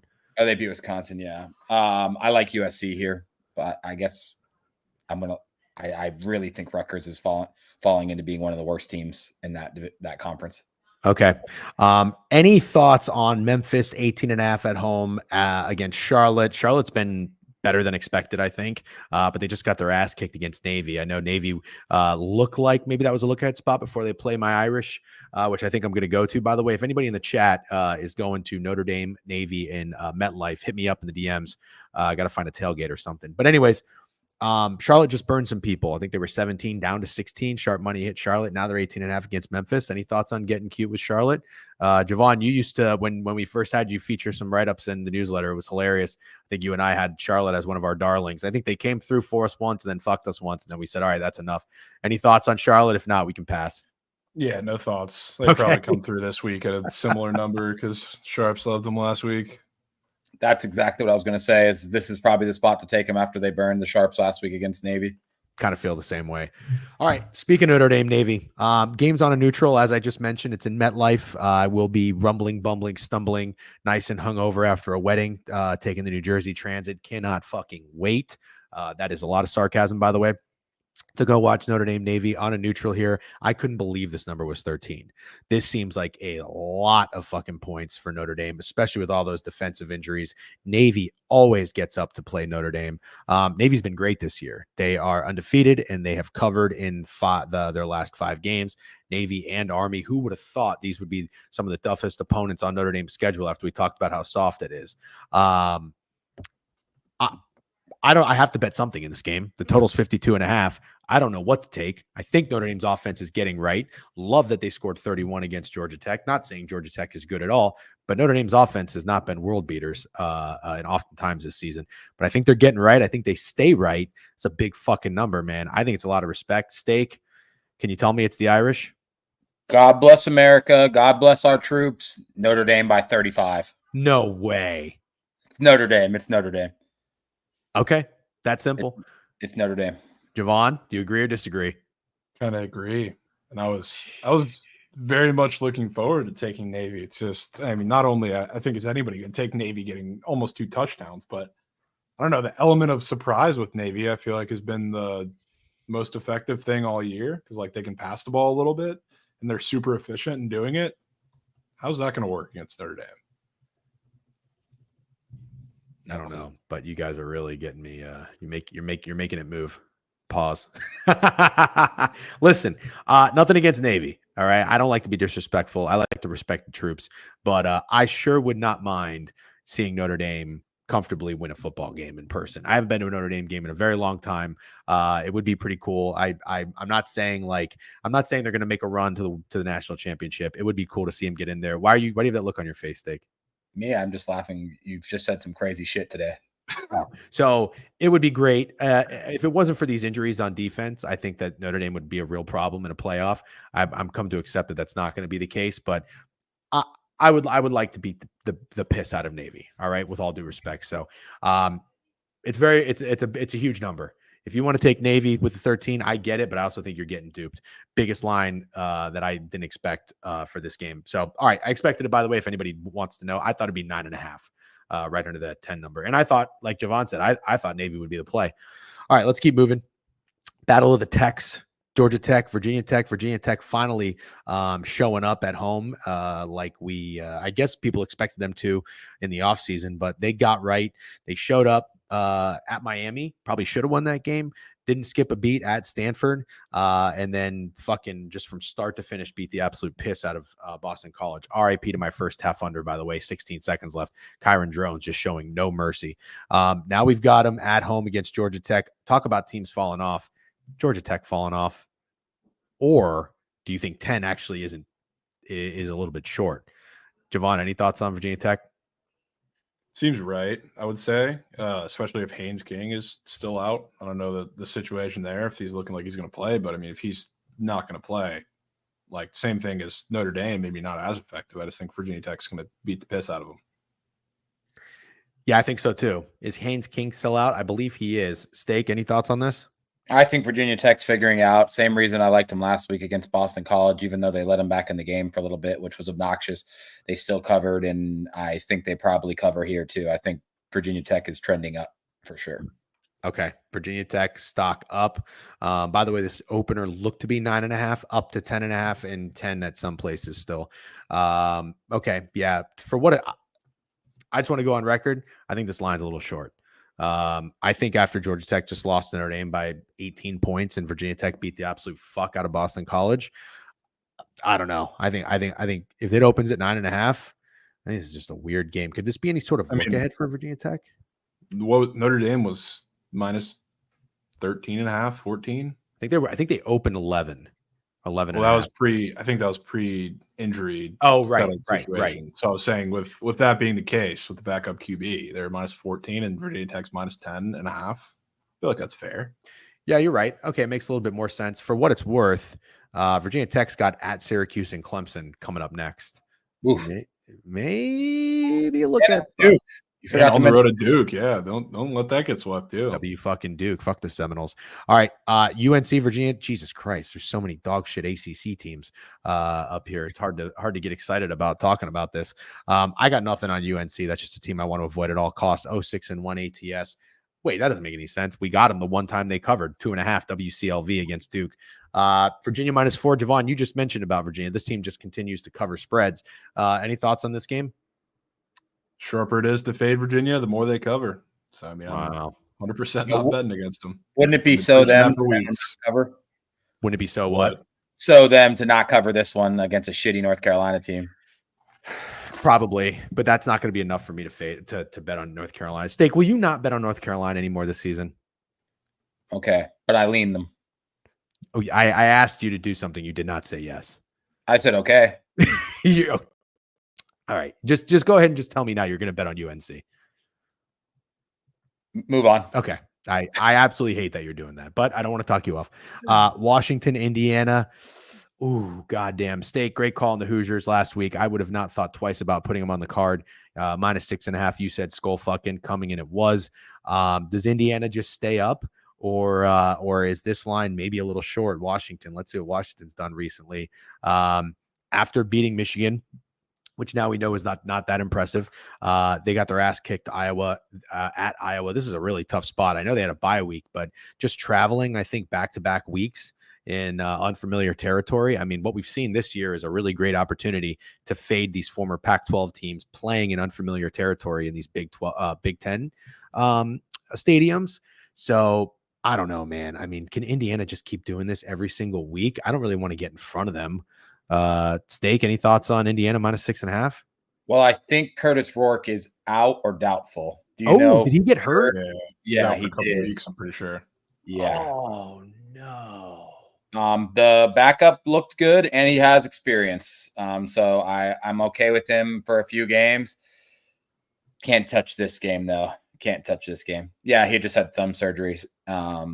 I can't touch this game. If honestly, I would have thought it was a pretty bad spot for Indiana with Rourke, just coming off that high of beating Indiana. Everyone's talking about you, and game days here, right? Yeah. Game days in Indiana. Like, I mean, this stock is at an all-time high. Signetti's got to be like what, minus fucking 5,000 to win Coach of the Year. How do you give it to anybody else? Can't touch it. Can't touch it. Really hope the Hoosiers keep rolling. I really want to see him in the playoffs and Rourke to get healthy. All right. Jovan? Yeah, I'm good. Yep. Okay. Real quick, I saw we had a first-time chatter ask a little bit ago, what were the thoughts on Jayville, Middle Tennessee game? I think we liked the over in that game. And then another first-time chatter. What's up, guys? Welcome to the board review, by the way. Hall of Fame Fund said, BC had 3 fumbles due to handoffs. Pretty impressive, to be honest, against Virginia Tech. One in which was inside the 10. Jeez. Real quick, in Middle Tennessee, is that the game he was asking about? Yeah, the Middle Tennessee. Jovan likes Middle Tennessee. I think, just so we don't give out the wrong advice, I think I'd be leaning towards Middle Tennessee team total over. Should we just play Middle Tennessee then? Maybe. Okay. You guys are funny. It's going to be fucking 78-50. All right, let's wow. I saw this was on your leans Steak, your tweet, Nebraska 25.5. I don't know in what world is Dylan Raiola out? I don't think so. Is he out, Jovan? No, he's just bad. Yeah. Okay, which is fine. You're telling me you want to fade Ohio State after that loss when they're laying 25.5? To me, that is insane. I mean, they were 17-point favorites against Iowa. And they, granted they covered that fairly easily, winning 35-7, but an 8-point adjustment just because Dylan Raiola is bad after a big loss and coming off of a bye. I thought this was more points than I expected. I bet maybe a bye like 3 points. I expected 21.5. But you want to take the Huskers here, Steak?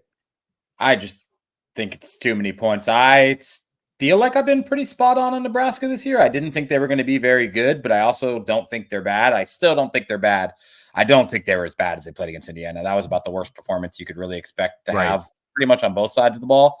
But I don't think they're that bad. And that's really all I'm playing here is that line adjustment, I think,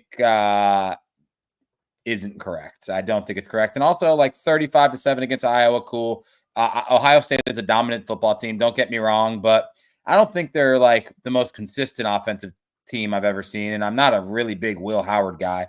And so for that reason, I am a little out on Ohio State. Will it shock me if they make a run in the college football playoffs? Of course not. They have enough guys that it really doesn't matter. It could be like a Stetson Bennett type of thing. That's how good the rest of Ohio State is. But I like Nebraska to cover this one. Jovan?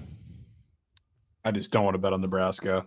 From the start of the year, I thought the Dylan Raiola hype was a little unwarranted, and I haven't really bet in their games too much at all. But he's got to show me something, especially on the road. I mean, he's 2 road games so far. He's been, I don't know, he did what he had to do against Purdue, which wasn't very much, and then that Indiana performance was really, really bad. So, I mean, maybe the win's out of the sails. That's my one worry with Nebraska after that ass beating last week.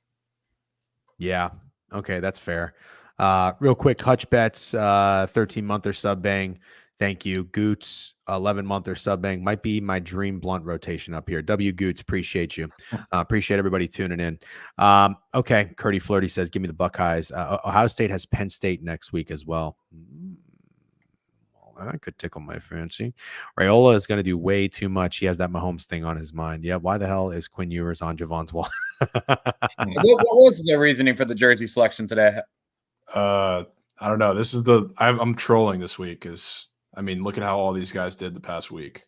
Okay, I felt like that's what you were doing. I want to make sure. That makes perfect sense. All right. You know what? Now I'm glad you asked that, Steak, because now that I think about it, I think I have seen about 4 or 5 people in the chat comment on the jersey selection. I haven't really even noticed, but I see Milrow up there, and I just keep thinking to myself, I should probably rip up my ticket, but I'm not. I'm going to hold out hope. Ole Miss 20.5 against Oklahoma, total at 49. I'm so out on the Sooners. Steak, you're out on the Sooners. You talked about Brett Venables being a first coach fired. I think that market is offered on Bet Online. He was like 33-1 at one point. He's probably getting up there now. Did you have this on your leans? Did you have Oklahoma? Yeah, I had Oklahoma. They fired their offensive coordinator, which is the best thing you can do when you can't quite fire Brent Venables yet. I do like backing a team after they fire an offensive coordinator, and I've said it. I think Ole Miss is overvalued. I think Ole Miss is overvalued. I think 20.5 is a little baitish given how bad Oklahoma just looked the last 2 weeks, pretty much the entire season. So, yeah, I would take the 3 touchdowns, the team that fired their offensive coordinator against an Ole Miss team that I think is maybe 10 rankings too high on everyone's power rankings. Jovan? Dare I say this total might be a tick high. So I'm thinking about Oklahoma, Texas, which was, I think, a full point, maybe 1.5, depending on when you looked at it, shorter than this. And Ole Miss has not done shit really offensively the last couple of weeks. They've been pretty disappointing. And Oklahoma, I mean, you know what they've done the last couple of weeks. They've scored, 12 points in the 2 games against relatively decent teams the last couple of weeks. I know they fired their OC, so maybe a good narrative, but I feel like we got points. Might be onto something. The opener says 51.5. It's down 3 points. It feels like kind of a really high opener too. Steak, does that seem like a nasty over to you? Kind of, yeah. But I think it's because you're going to get some offense out of Oklahoma. Wow. Okay. Yeah. Well, I feel like the fact that it's maybe a couple points high, and I would assume that would mean Ole Miss is touching or nearing like the 4 touchdowns. I think he's quarterback Mike Hawkins because Jackson Arnold's starting. Oh, Arnold's coming back in. Oh, that's disgusting. I'll buy that. I'll buy that with Oklahoma. Do you? You know what? I also wonder. Oh, actually, it's not really a look ahead because Oklahoma's an SEC opponent. I was hoping that Ole Miss had a big game on deck. They got Georgia coming up, but at Arkansas next week. I think Ole Miss is probably going to start flaming out a little bit here. Okay, I could get in on that over or Oklahoma. Not sure which one yet. The last thing I wanted to mention is the favorites at this number, this 20.5 number. I haven't seen one cover. I'm sure they have, but the ones that we've wanted to hone in on and target have not done well. So that could be something to maybe keep in mind too. All right, let's keep moving. We're almost done with the noon slate here. Tulane at North Texas. Tulane kind of came back down to earth a little bit after being fucking juggernaut. Yeah. Let me look at it. They looked, shout out Rice last week. They looked. Did you play Rice? Yeah, they looked horrible against Rice. The bye week thing coming off of however many ridiculous performances and then having a bye week, they looked terrible after the bye week. That's a real thing, man. We faded Texas Tech because of that too, as we talked about last week. These teams that are riding the, a nice little streak of, look at this, 41, 45, 71 offensively. You go into the bye week, you come out, you put up 24, and you don't cover against Rice. Good job sniping Rice there. I didn't even think twice about it. Tulane on the road, 7.5 against North Texas. I don't have any thoughts. Jovan, do you have anything in this game? Not much, but I'll say if there's anything that rivals Boise UNLV for most obvious over of the week, it's probably this. Really? Oh, wow. All North Texas does is go over. That's all they do. They went under one time. They've had totals in the 70s, though. Tulane did put up a stinker with 17, with 24. But, yeah, okay. Steak, any thoughts? I'm not going to play this game. Okay. Buffalo, Ohio. Ohio -6.5. Couple of nasty games here. If you guys have anything, just feel free to stop me. I'm going to start moving a little bit. Arkansas laying 6.5 at Mississippi State. Great call on Mississippi State last week. I had big apprehensions on betting on them. Texas A&M was big favorites on the road. They didn't cover. Any thoughts about going back to the Bulldogs here? Nope. Nope. I think I need a week off from betting Arkansas. Okay, that'll do. Georgia State, App State -8 at home. Total 63. Temple, ECU -7, total 49.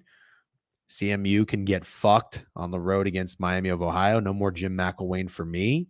I believe there is a East Carolina coach firing this week. Ooh, is there now? I could get behind that because you know how much I hate Temple. You do hate Temple. That is absolutely correct. Yeah, it looks like ECU has been getting fucking crushed. Their defense allowed 55 points to Charlotte. That's impressive. You allow Charlotte to score more points than Army? Good God. And after a bye week there. Okay, maybe a little narrative there. Laying 7. Temple is just that bad. I'm with it. Wake Forest laying 3 at Stanford. Does that line look a little short, or does Wake Forest terrible? They're not good. Stanford's not good either. Yeah. 54.5 could be a nasty over. Kent State, Western Michigan, no thank you. I know Steak has told me Kent State is fucking terrible. UTSA and Tulsa, UTSA 8 on the road. Maryland, Minnesota. How do we not fade Maryland? Is it too obvious after that big win against USC? I don't know if it's obvious. Curious to hear Jovan's thoughts. I think I lean Minnesota. Well, Minnesota's coming off of a Minnesota's. Oh, I love the under here then. And maybe Minnesota. Total at 46. Could be a little obvious. Jovan, any thoughts on that? Yeah. I don't know how you don't go to Minnesota or something anti-Maryland points related. Temple outright. ECU and shambles, benched QB. Hall of Fame fun. That's typically what we bet on, though. A team that appears to be in shambles. I don't know if I can agree with you there. Crutch says Maryland, Minnesota under. Yes, D-Gen. Yep. Yeah. Talk BYU, UCF. IMNG, with all due respect, that's literally the next game coming up. So we're going to fucking talk it. BYU, 1.5 point dogs at UCF. Steak, I feel like you've gone through the fucking ringer with this UCF team. You've bet on them, I don't know, almost every game this season? Or way too many games, so much so that Jovan has to talk about this one first. Okay, BYU keeps doing their thing. They did not cover against Oklahoma State. I definitely hand up. I like BYU's defense in that game. I took Oklahoma State's all-team total under. That soared over. They got pretty lucky to win the game. BYU now 1.5 point dogs on the road against UCF, who maybe has some life all of a sudden. But they did just have a devastating loss on the road against Ohio State. Shout out Ohio State win total on that one. Jovan, any thoughts? I'll say this. I don't think the line is weird at all. Okay. You got to remember that BYU was minus or plus 3.5 on the road against Baylor. And I know UCF has been a little subpar, but I feel like the Baylor sentiments are pretty similar there. But I don't know. I've been big on don't fade BYU. I've been preaching that for the last couple of weeks. I finally did it myself last week with Oklahoma State and came out pretty easily with that money. So I'm not doing it again. But I will say it's like you look at BYU's schedule, it's probably one of the road spots where they're going to get got, and there's only 2 left. So, or I guess there's 3, but they have a bye week after this to prepare for Isaac Wilson in Utah. I think that'll be a close rivalry game, but I don't think they drop it. It's either this or Arizona State. Okay. Steak, the UCF whisperer. What do you think? I'm literally the opposite of the UCF. I probably just have to bet UCF. I want to give it.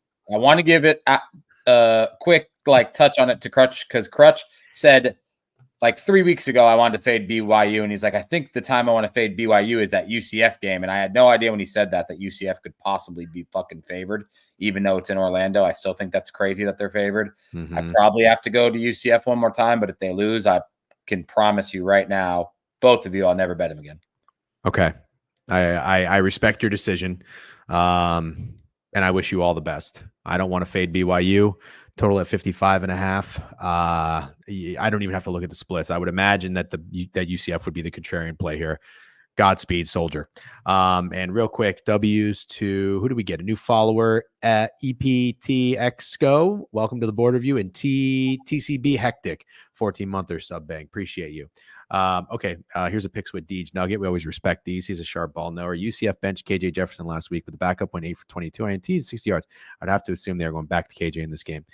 Yeah. This is his third game. He got benched for Cincy last time they were in Orlando. So he had a game before that. So he's back at home now. That was a stinker he put up against really in the last 2 weeks. I guess his Cincy stats look better, but he's a running quarterback. Well, if they're going to run, I would like this under, I think, especially after BYU came off of a pretty big emotional win in a high-scoring game. I would lean under in that. Also, UCF came off of a game with 70-something points, too, against Iowa State. That could be a nasty under there. Nobody's really talked about. Okay. All right. What do we – Just as a guy who lives in Orlando, I haven't heard a single peep about going back to KJ Jefferson. Yeah, okay. He's not going back. Okay. What do you guys want to do with Wagner and UMass? Want to keep fucking moving. Okay. Southern Miss, JMU. I don't think we have anything there. Here we go. 3:30. We got a couple names I recognize here. Oklahoma State done their job. I'm not giving any of my units back on their under win total, so I'm good on this. But how about Baylor, guys? I think we all had that. Our live dog of the weekend, fading Texas Tech, came through outright. I can't say I saw that coming.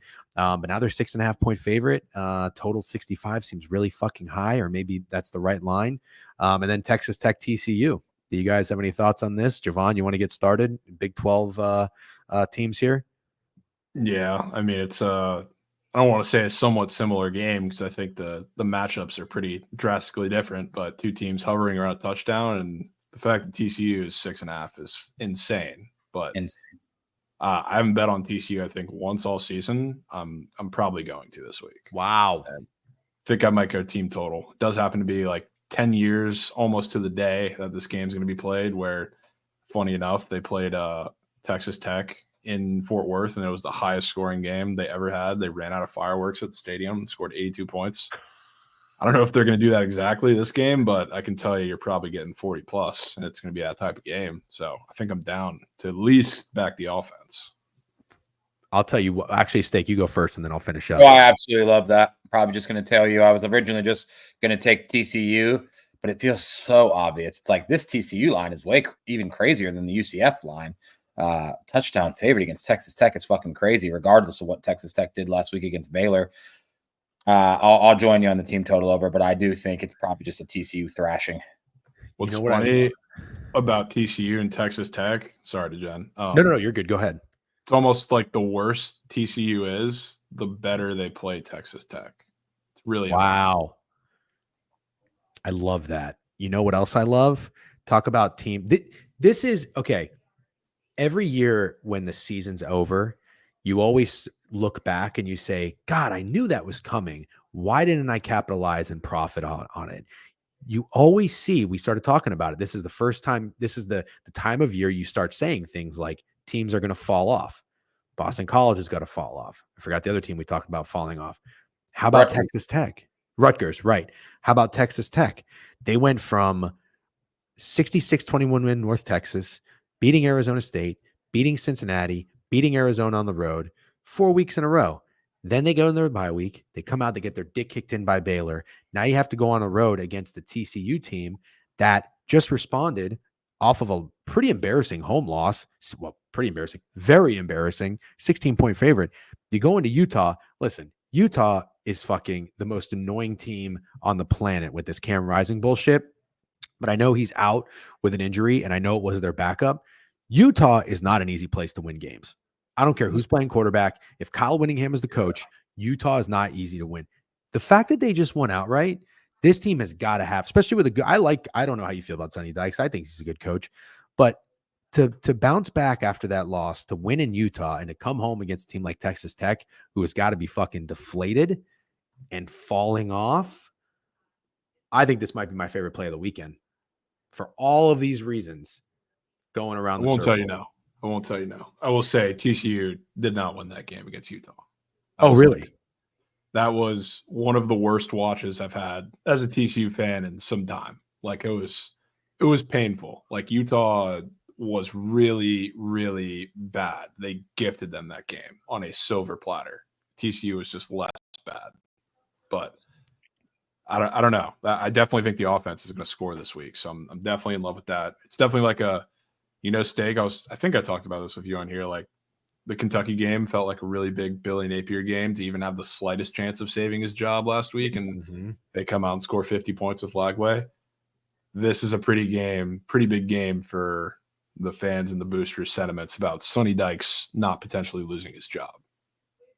Yeah. I 100% agree. I also want to say I did watch a lot of the TCU game, and I know this is going to sound stupid, but you ever get to the point where like you've watched 10 hours of football and you're watching a game and you're like, okay, I think that's enough football for today. I'll fucking pick it back up tomorrow. And that's what TCU Utah was like for me. Yeah. Yeah. On that Kentucky Florida note, I thought this was hilarious. And I thought about betting it simply. Look, I'm not somebody who goes out there and fades Trent. I love Trent.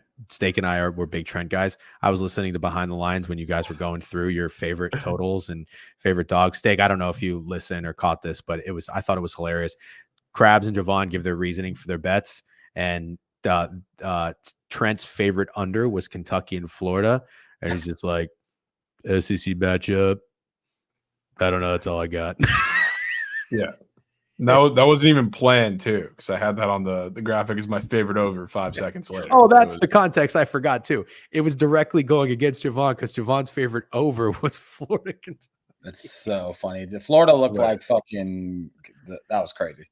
Yeah, I will give him this credit though. He did the same thing with the unders, and he got me on that one. But the Florida clip was hilarious. Okay, all right. Well, anyways, I just want to touch on that because Kentucky. While we are on Florida Steak, I don't know why I've grown an affinity for betting Florida games, but God, I feel like they're getting one of these games. If we got one, the season would suddenly feel like a success. If you got one of the four, I think I'm going to run back some ML on maybe the MSU or LSU game. Wow. Oh man, not LSU, dude. I thought they might have a chance to win the SEC. I think I like that one too, but it's LSU, Ole Miss, Texas, and Georgia. I do not think they're beating Georgia. No. But isn't Texas in the swamp? No. Oh, it's not.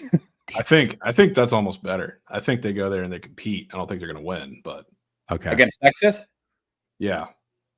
Interesting. I mean, and hey, DJ Lagway looks good. I can say that. At least I'm at least excited about that. He looks like I didn't expect him to look like that in the Kentucky game. Hey. Graham Mertz was 11 for 15 in Tennessee. No, Graham Mertz did look good. Yeah. It's just like, I don't know. Lagway is such a, I don't know. It's that offense gets a little more dynamic. Ball was also Barry Sanders. I like Jaden Ball. That was crazy. 5 touchdowns. Damn good in that game. Yeah. All 5 right. touchdowns is crazy. We'll stop stroking Florida over here. Are they going to go over their 4.5 win total? Like, is that almost there? They got to beat Florida State. They could lose all 4 of those games and beat Florida State and go over. Okay, got it. Rice in Connecticut and Northern Illinois and Ball State. You guys got anything, or should we keep moving? Keep moving. Okay. Here we go. Here's 2 good matchups. 3:30. Missouri 13.5-point dogs against Alabama. Total at 55. Missouri ended up winning, and I think pushing against Auburn. Does anybody want to take Alabama laying points here? Anybody at all? I thought a Jalen Milroe masterclass was coming on the road against Tennessee. He looked fucking terrible. I only watched the first half of that game, and then I went to a movie. Tough loss for Alabama. We had Alabama in the newsletter. I loved it. 3-point road favorite. They looked terrible. Their offense, poorly coached. Penalty after penalty. Milroe, bad throw. I thought the defense got up. But Jovan, you even said it. You're not really a big Nico guy. And he certainly didn't look all that great. So Bama 13.5 against anyone right now sounds kind of crazy to me with the way they're playing. Steak, what do you think? Well, Missouri's bad too. Missouri needed some kind of comeback to beat Auburn, who's awful. And so it's not, I don't think I can get behind saying that the line is crazy, that Alabama's minus 13.5, because Missouri's just not good. They haven't been good all year. Before the Auburn game, they got shit stomped by Texas A&M, and then they had a, if you want to call it, get right game against UMass, but no one's seen Missouri do anything good this year. So I'm not going to touch it. I'm not going to touch it. I wouldn't be surprised if Alabama rolls. Okay, I think that's fair, Jovan. I'll touch it. You'll touch it? I'm going to take Mizzou. Oh, You want another a Trent type nugget game? Love them. Not to give people a sneak piece of what we're doing with the coin toss, because it was actually Mikey. We were talking about dogs and ladders. One of my dogs was Mizzou, and one of his ladders was Alabama. So somebody wants to bet on Alabama. Yeah, sometimes I guess those bounce back and get right games are so obvious, and those are the ones that fucking get you. I've been a victim of it so many times. Just like I guess Florida too. Florida always has that one random road game that they play tough against the top team on the road, and I guess I picked that one right out as Tennessee. Mizzou kind of has those games too, just like they did Georgia last year. I feel like this is theirs after they've looked like shit for the past couple weeks, and their other road game they got shit stomped by Texas A&M. Damn. Nobody likes Mizzou. That's all I want to add. If they won outright, I'd throw a party. Okay, here's an interesting game. Oregon 21.5 against Illinois, total at 54.5. I think it's a big number. I mean, for the most part, we've seen Illinois show a lot of respect to the spread as an underdog. Looks like they've covered every game that they've been an underdog, including 19 points on the road at Penn State. I think that your average person would not want to lay it with the Ducks here. Could be wrong. 21.5. I think Illinois does enough to get respect with that many points. I think it's an Oregon skull fuck. And I think Oregon is just only up from here. And that spot in West Lafayette was very weird. It was a strange, I had every intention of getting down with it, stopped at the last second. And I feel like Oregon just continues to be that team that maybe puts on a show and covers big spreads, especially in front of the home fans. So I think I told Steak after like 2 or 3 weeks in college football, all of our losses in the newsletter came on big favorites. Shout out Virginia Tech against Marshall, those fuck faces. I think I want to go Oregon here. I don't know how you guys feel. Jake, Steak, you're a big Oregon guy. You got to love, obviously, where you're at right now after that big win against Ohio State. What do you think against Illinois? I think it's showtime for Oregon. I think Dylan Gabriel still has a chance to win the Heisman. Oregon has a chance to be the number 1 seed overall in the playoffs. I respect what Illinois has done, but I think for the most part, they've overachieved. I'm not putting too much stock into beating Michigan. I'm sorry. And I think it could be an Oregon skull fuck for sure. Jovan? Yeah, I'm not a Illinois guy. I think they've been given a lot more credit than they really deserve, because I think they're still holding on to a little bit of that respect of them winning in front of the whole country against Nebraska in that crazy overtime game to start like the conference season, and Nebraska's not good. So like that. I'm not an Illinois guy. Plus, I think this is next week, right? Oregon's going to Michigan. I saw the look ahead line on that. I don't know how it's going to move, but it's awfully short. So what is it? I saw -3. No way. That can't hold. Yeah, I doubt it'll hold, but the fact that it's even there a week out is interesting to me. So maybe I'll save my units. Okay. Oregon. That's okay. Good afternoon to anyone with an A on their hat. That's actually a hilarious Hovey comment. Hovey, nice Knicks performance last night, brother. Looks like Mikal Bridges losing his jump shot was not. Almost had my over 2.5 threes, though. Yeah. All right, let's keep rolling. Northwestern Iowa 14, Bowling Green 2.5-point dogs at Toledo. You guys got anything here? Nah. Okay. No? Okay. Oregon State, Cal. We're on the 4:00 slate here. Cal 9.5 after just losing outright to NC State. My money would be on Cal or nothing just based on that alone. Total at 49. Any thoughts, Jovan? You're a Cal guy. Just got to show me they can beat a team by double digits. I don't believe it. I don't believe it when I see it. Okay. Steak? Nah, there's no way I'd go back to Oregon State again. I'd be leaving this one alone unless Jovan told me to bet Cal. Texas at Vanderbilt. We know Vanderbilt's a pretty good team. Is Diego Pava hurt, or is he fine? No, he's good. He's good. Okay. Texas minus 19 on the road after that terrible fucking Georgia performance. I know they kind of crept back into it maybe a little bit, but from what I understand, I didn't see the whole game. But Steak, you told me they got dominated. Obvious bounce back spot for Texas. The most. Do you think you want to get there with Vandy? I think it's the most obvious bounce back spot on the board. And Texas just had a really awful performance. Don't get me wrong. But before that, I mean, everyone was fucking deep throating them, and they lost to Georgia. It's not like they lost to somebody like Vandy or Mississippi State. They lost to Georgia. It's fucking Georgia. Mm-hmm. I think this is the most obvious look ahead spot on the board. How crazy would it be if Vandy competed in another game like this? I kind of think they could. Jovan, you know Texas pretty well. You're tapped in down there. I'll be taking Vandy. And I'll say, That's you know what I like about this game too? I like that everybody knows about Vandy, so it's not a game that sneaks up on Texas now. Like, because those are honestly the games that they've done the best in. Like these sneaky games that everybody thinks is the sharp spot for Texas to fall. That's where they show up and then they're at their best. But the big games, that's where they falter a little bit. It's like now that they know about this game, and you know, it is Jerry Kill is there for Vandy, who he was at New Mexico State, but he also spent plenty of time in the Big 12, a lot of that at TCU, so he knows the ins and outs of Texas pretty well. I also, I mean, if I'm betting against Texas, I really like that Quinn Ewers got briefly benched. Like I know he came back out in the second half after that, but I feel like that wavers with your QB's confidence a little bit. I wouldn't like that as a Texas fan. Oh, fuck. Well, listen, I got 10 and a half under wins for Texas. I faded them again, and I feel like a fucking idiot. But I guess I have a little bit of life. Don't they have one more big opponent, or did they go through their gauntlet already? Not beating Texas A&M and Kyle Field. Really? I don't think they are either. Talk dirty to me. All right. I hope you guys are right. I can probably get down with Vanderbilt with 19, and we'll keep it at that. Real quick, can we briefly touch on the Bama players doing the fadeaway on 4th and 1 and then the 15-yard discipline penalty? Yes. Also, there was some bad officiating. I don't bitch about losses, so just so no one calls me out when I get lucky, like when the Raiders kick a field goal down 8 to cover a spread. There was some fucking horrible officiating. Ryan Williams got held in the end zone, most obvious holding ever. The Tennessee jumped off sides, really bad officiating in that game. That's all I'm going to say about that. But Alabama definitely choked it away, and they did the worst thing you could do. Is Nico looked like he had no confidence, and these motherfuckers gave him confidence, and he kind of started getting it going, and rest was history. Damn, I didn't know that. I didn't know Bama. It's so weird when you hear Bama kind of get fucked by the refs. It's like that's like something you're just so not used to.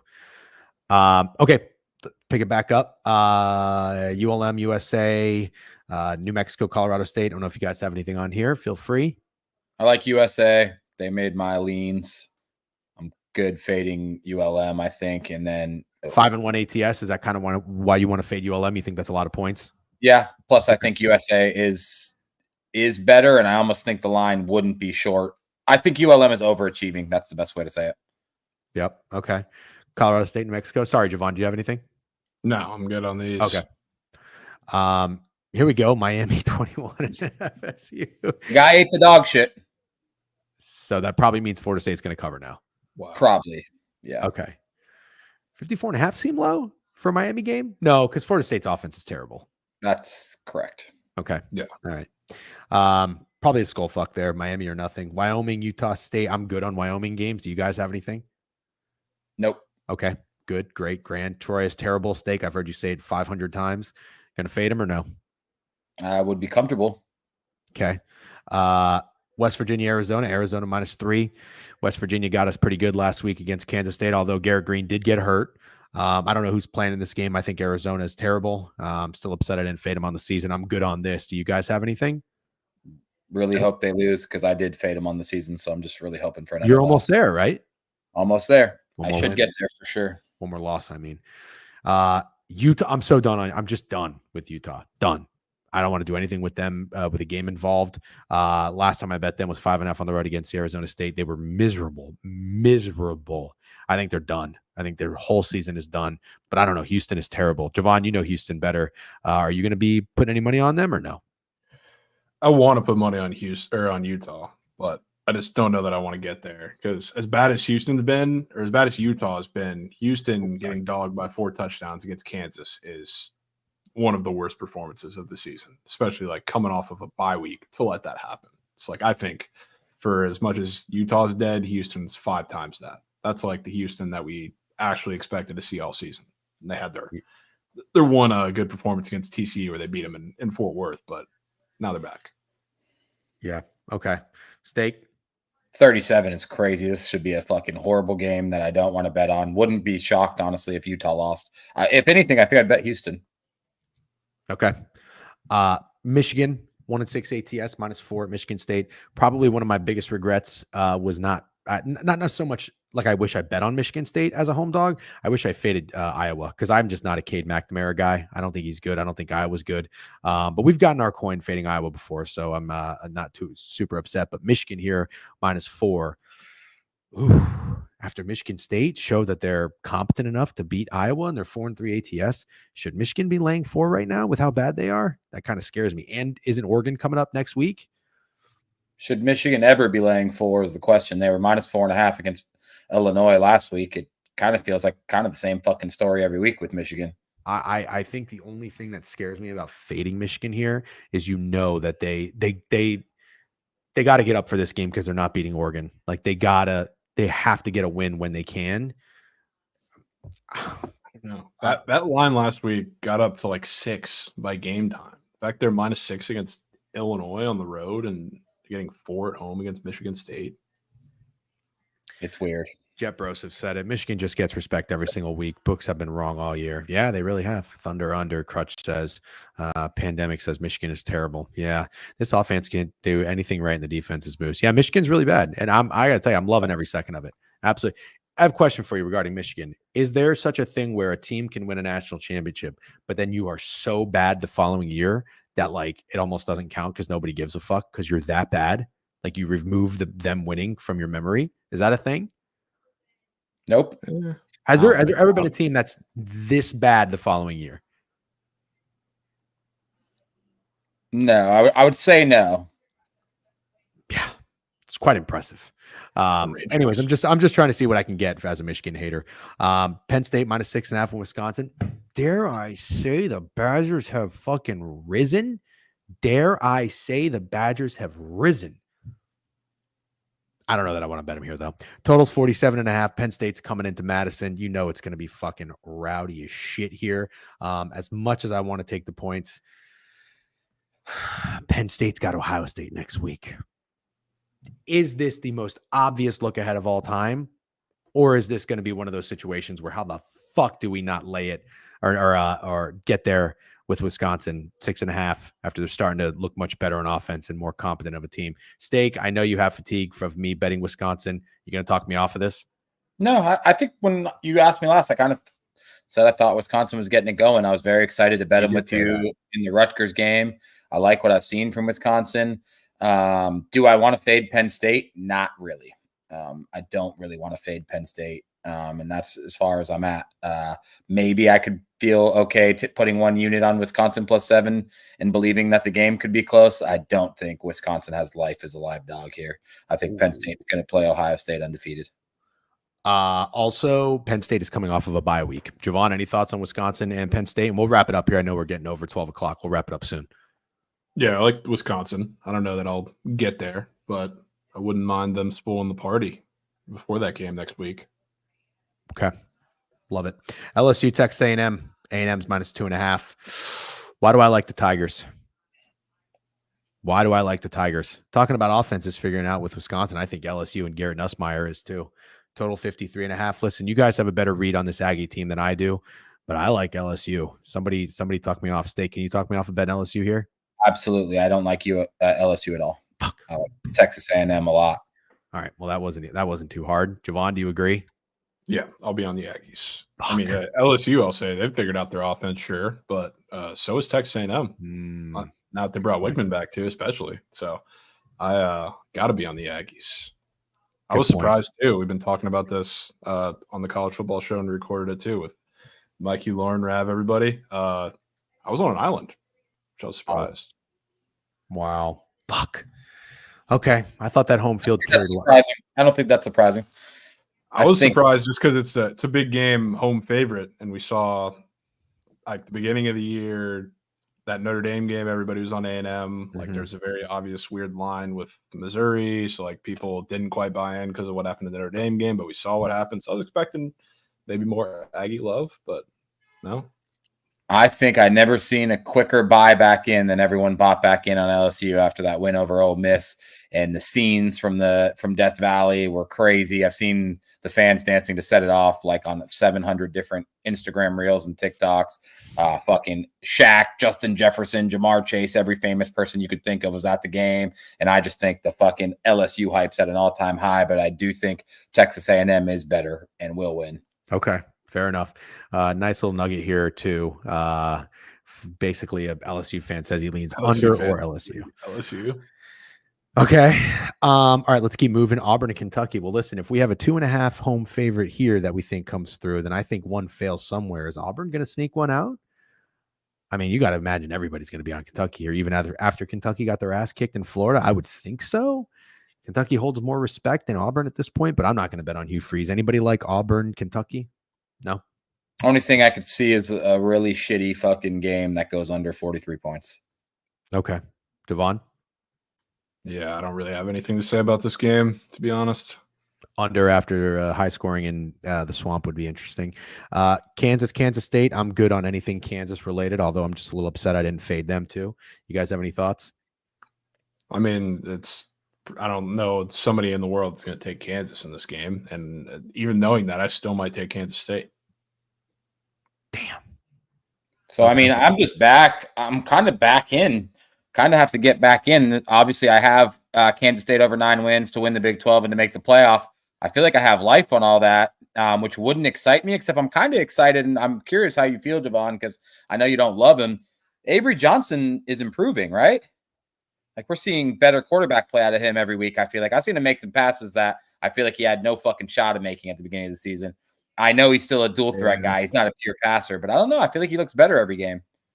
He does. It's just I also think he's better because he's played Oklahoma State, a Colorado defense, and a West Virginia defense that are all fucking terrible. It's like he's looked better, but like I'd hope so playing those defenses. Same but thing. Kansas Like, is no better. Kansas. Yeah, that's what I was saying. I don't think you're going to see a real challenge for him until like the final 3 games.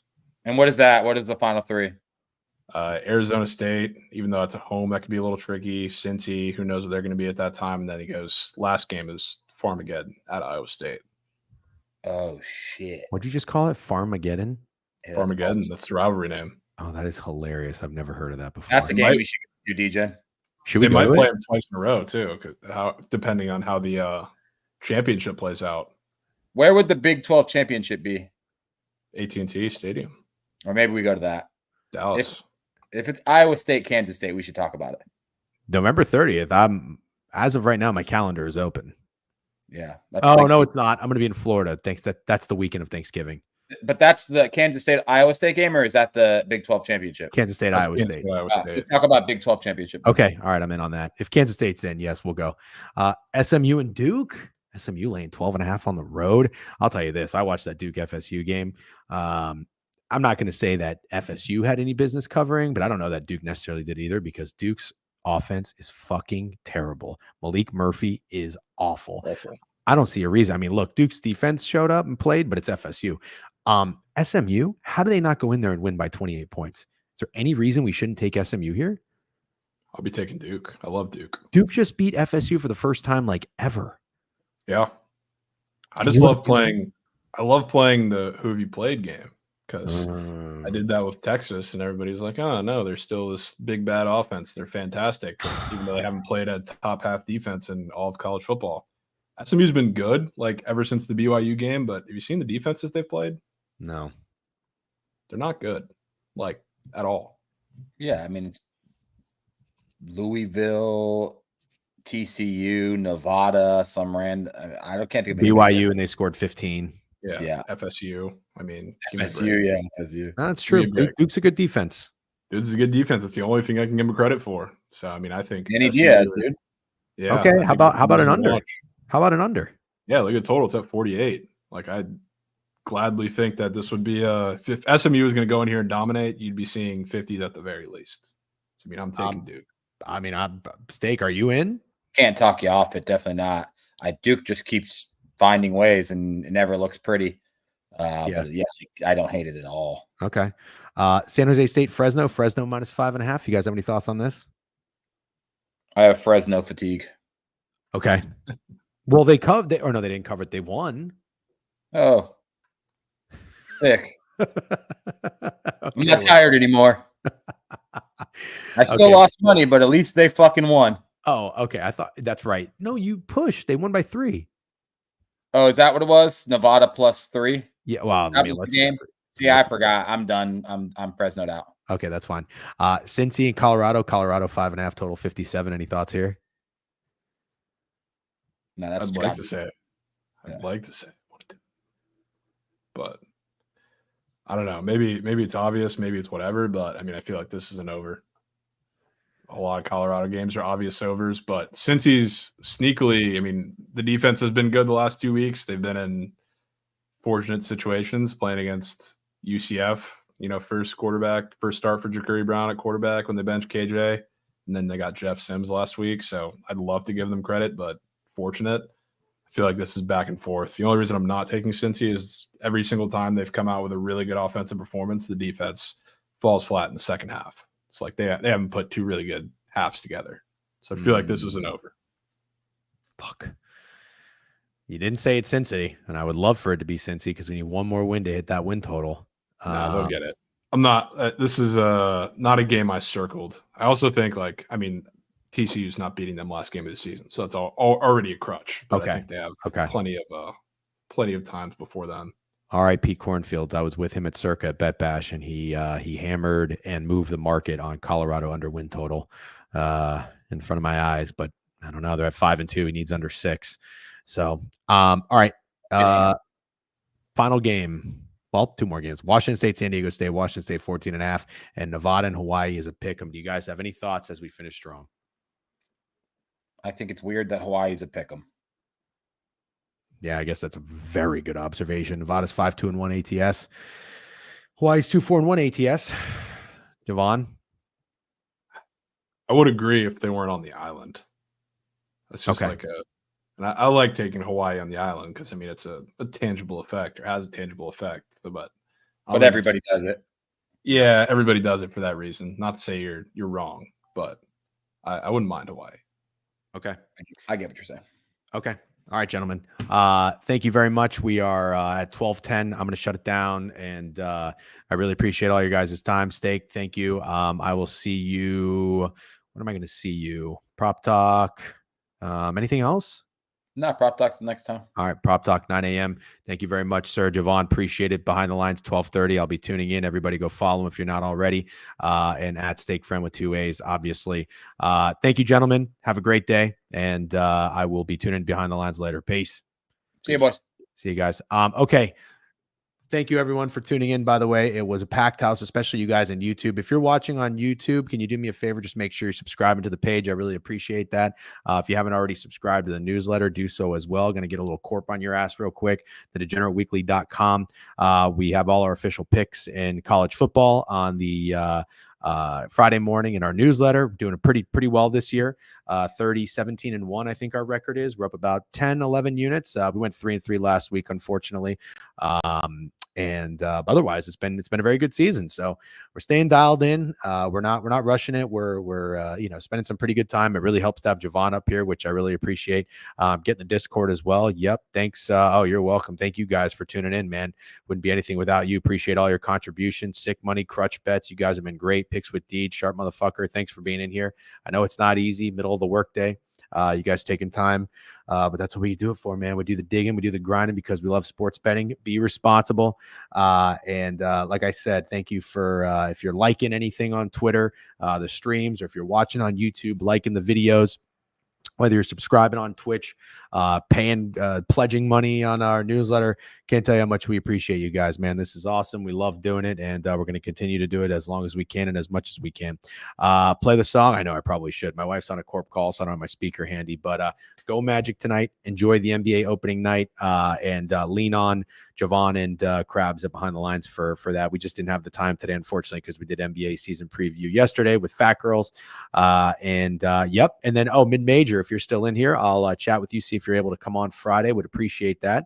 And tune up our plays. If Greg can make it, great. We'll see. But no pressure either way. All right, ladies and gentlemen, if there is anybody, let's see, who can I send you guys to? We got Owner's Boxes live. Yeah, I guess we can send you over to Owner's Box. All right. Have a great day, guys, and enjoy your what is it? Enjoy your college football slate. Owner's Box Sports. We got a nasty one tonight, but I think I'm going to get there. I think I'm going to get there at Middle Tennessee. They're fucking terrible. Actually, you know what? I don't know that I'm going to get there at Middle Tennessee. I think I'm going to take the over. Fuck Jovan. Fuck Steak. I'm doing my own thing. I'm going rogue. All right. We're not going to split up and meet around the back. I'm going rogue. All right. Here's the raid. Have a great day. See you guys tomorrow. Peace.